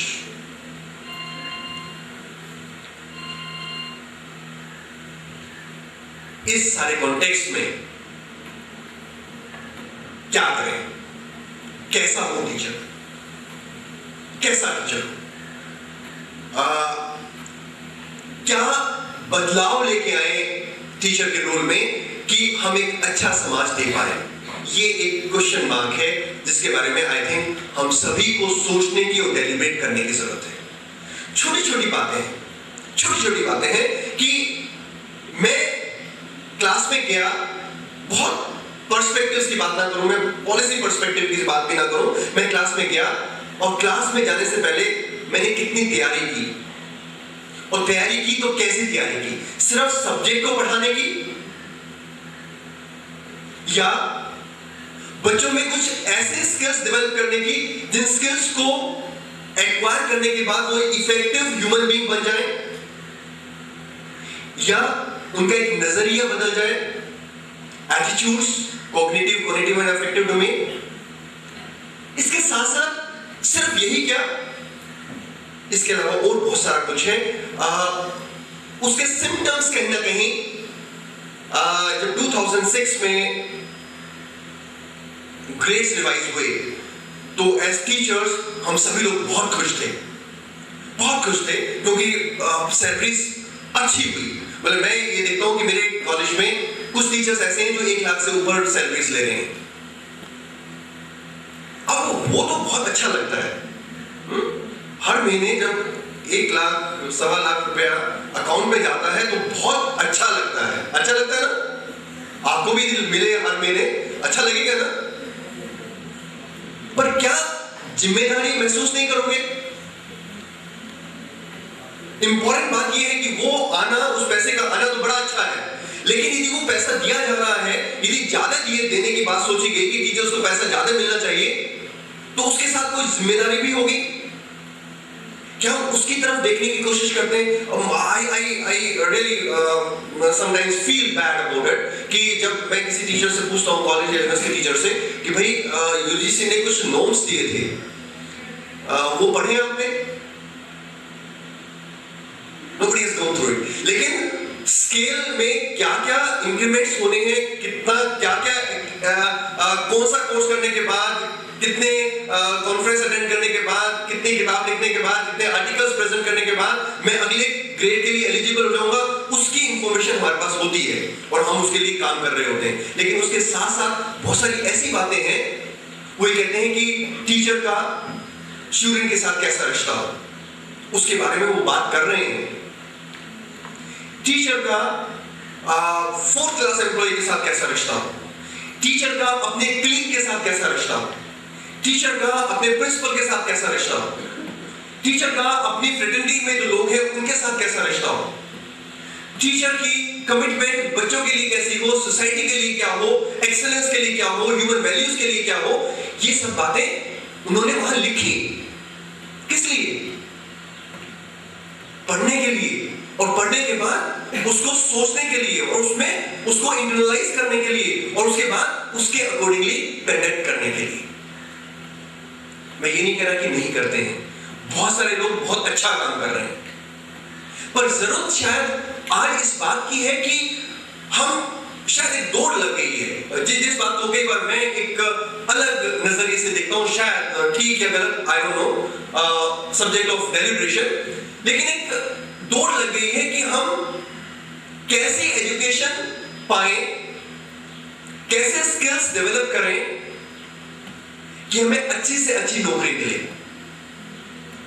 हमें अच्छे से अच्छा एग्जामिनेशन पास करके अच्छे से अच्छा सर्टिफिकेट मिले, और जब नौकरी मिल जाए तो नौकरी ऐसी मिले जिसमें ज्यादा पैसे हों, और जल्दी जल्दी घर आ जाए, जल्दी जल्दी गाड़ी आ जाए, और जल्दी जल्दी सारा अच्छा हो जाए। कहीं ना कहीं सोच ये है, सोच बुरी नहीं है। मजदूर काम कर रहे थे, और मजदूर काम कर रहे थे, पत्थर तोड़ रहे थे, पुल को बनाने के लिए। तो वहां एक आदमी, एक मजदूर बहुत धीरे धीरे से काम कर रहा है, दुखी है, थोड़ा सा नहीं, काफी दुखी है, और 10 बार हथौड़ा मारता है तो एक छोटा सा टुकड़े के 2 टुकड़े होते हैं। और वहां से कोई आदमी निकल रहा है, पढ़ा लिखा आप जैसा, और वो पूछता है कि भाई क्या कर रहे हो? वो कहते जी करना क्या है? करना क्या है? घर में बीवी है, 4 बच्चे हैं, बीवी बीमार है, उसके लिए मेडिसिन चाहिए, बच्चों के लिए खाना लेके जाऊंगा शाम को, तो मेहनत कर रहा हूं, मजदूरी कर रहा हूं, शाम को कुछ पैसा मिलेगा तो उससे ये सब चीजें खरीदूंगा। थोड़ा सा आगे जाता है, एक और आदमी थोड़ा सा खुश है, पसीना पसीना है, माथे में थोड़ी सी चमक है, और हथौड़ा मारता है एक पत्थर के ऊपर, तो पत्थर के 3-4 टुकड़े हो जाते हैं। तो उससे पूछता कि भाई तुम क्या कर रहे हो? कहते जी करना क्या है, बहुत मुश्किल होती थी, उधर से ट्रक में सामान आता था, ट्रक से सामान उतरता था, नाव के ऊपर डाला जाता था, नाव धीरे धीरे वहां जाती थी, वहां फिर नाव से सामान उतारते थे, दूसरे ट्रक में भरते थे, तो लोग फिर ऐसे जाते थे, तो बड़ी मुश्किल थी लोगों को, पुल बना रहे हैं जी। ओके, एक और तीसरा आदमी बेतहाशा ऊपर देख ही नहीं रहा, नीचे मुंह है और हथौड़ा लगातार बसता जा रहा है, एक बार मारता है तो उसमें 10 टुकड़े होते हैं, और देख ही नहीं रहा इधर उधर, लगातार उसका हाथ चलता जा रहा है। वो कहता है तुम क्या कर रहे हो? वो कहता है कि मैं देश के विकास में योगदान दे रहा हूं। कहने का मतलब यह है कि टीचर क्लास में सिर्फ इसलिए पढ़ा रहा है क्योंकि उसको उसकी नौकरी लगी है, उसको पैसे मिलते हैं, और उसको सिलेबस दिया हुआ है, उसकी रिस्पॉन्सिबिलिटी है कि सिलेबस कंप्लीट करना है। या टीचर इसलिए पढ़ा रहा है कि मेरे पास ये बच्चे कुछ दिन के लिए आए हैं, इनकी पर्सनैलिटी को मैं विकसित करूंगा, सो दैट ये जब सोसाइटी में जाए तो they can contribute to themselves also and to society. ऐसे बच्चे, ऐसी ट्रेनिंग, ऐसी पढ़ाई कि जिससे ये बाहर जाके एक सम्मानीय जिंदगी जी सकें।